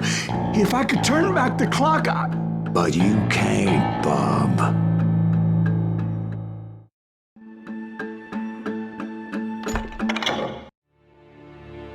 Why'd you toy with me like that? Telling those tales, knowing all along. Why not just lay your cards on the table? Wanted to suss you out, Bob. See what kind of man you turned out to be. Maybe prod you into drawing on me. See, all those years on your trail turned me into a killer. Can't even remember who I was before you tried to murder me. You, on the other hand, walked that very same path in exactly the opposite direction. What do you mean by that? You think your life is worth sparing, Bob? Boy, what's your name again? It's Eisenhower, sir. Dwight Eisenhower. What do you plan to do with your life, Dwight Eisenhower? Tomorrow I'll be leaving for West Point, sir. So, you want to be a soldier? Well, then do it right, son. Don't tear down the world out of anger and spite like I did. You build it up. You do something decent with your life, you hear me? Sir? Yes, sir.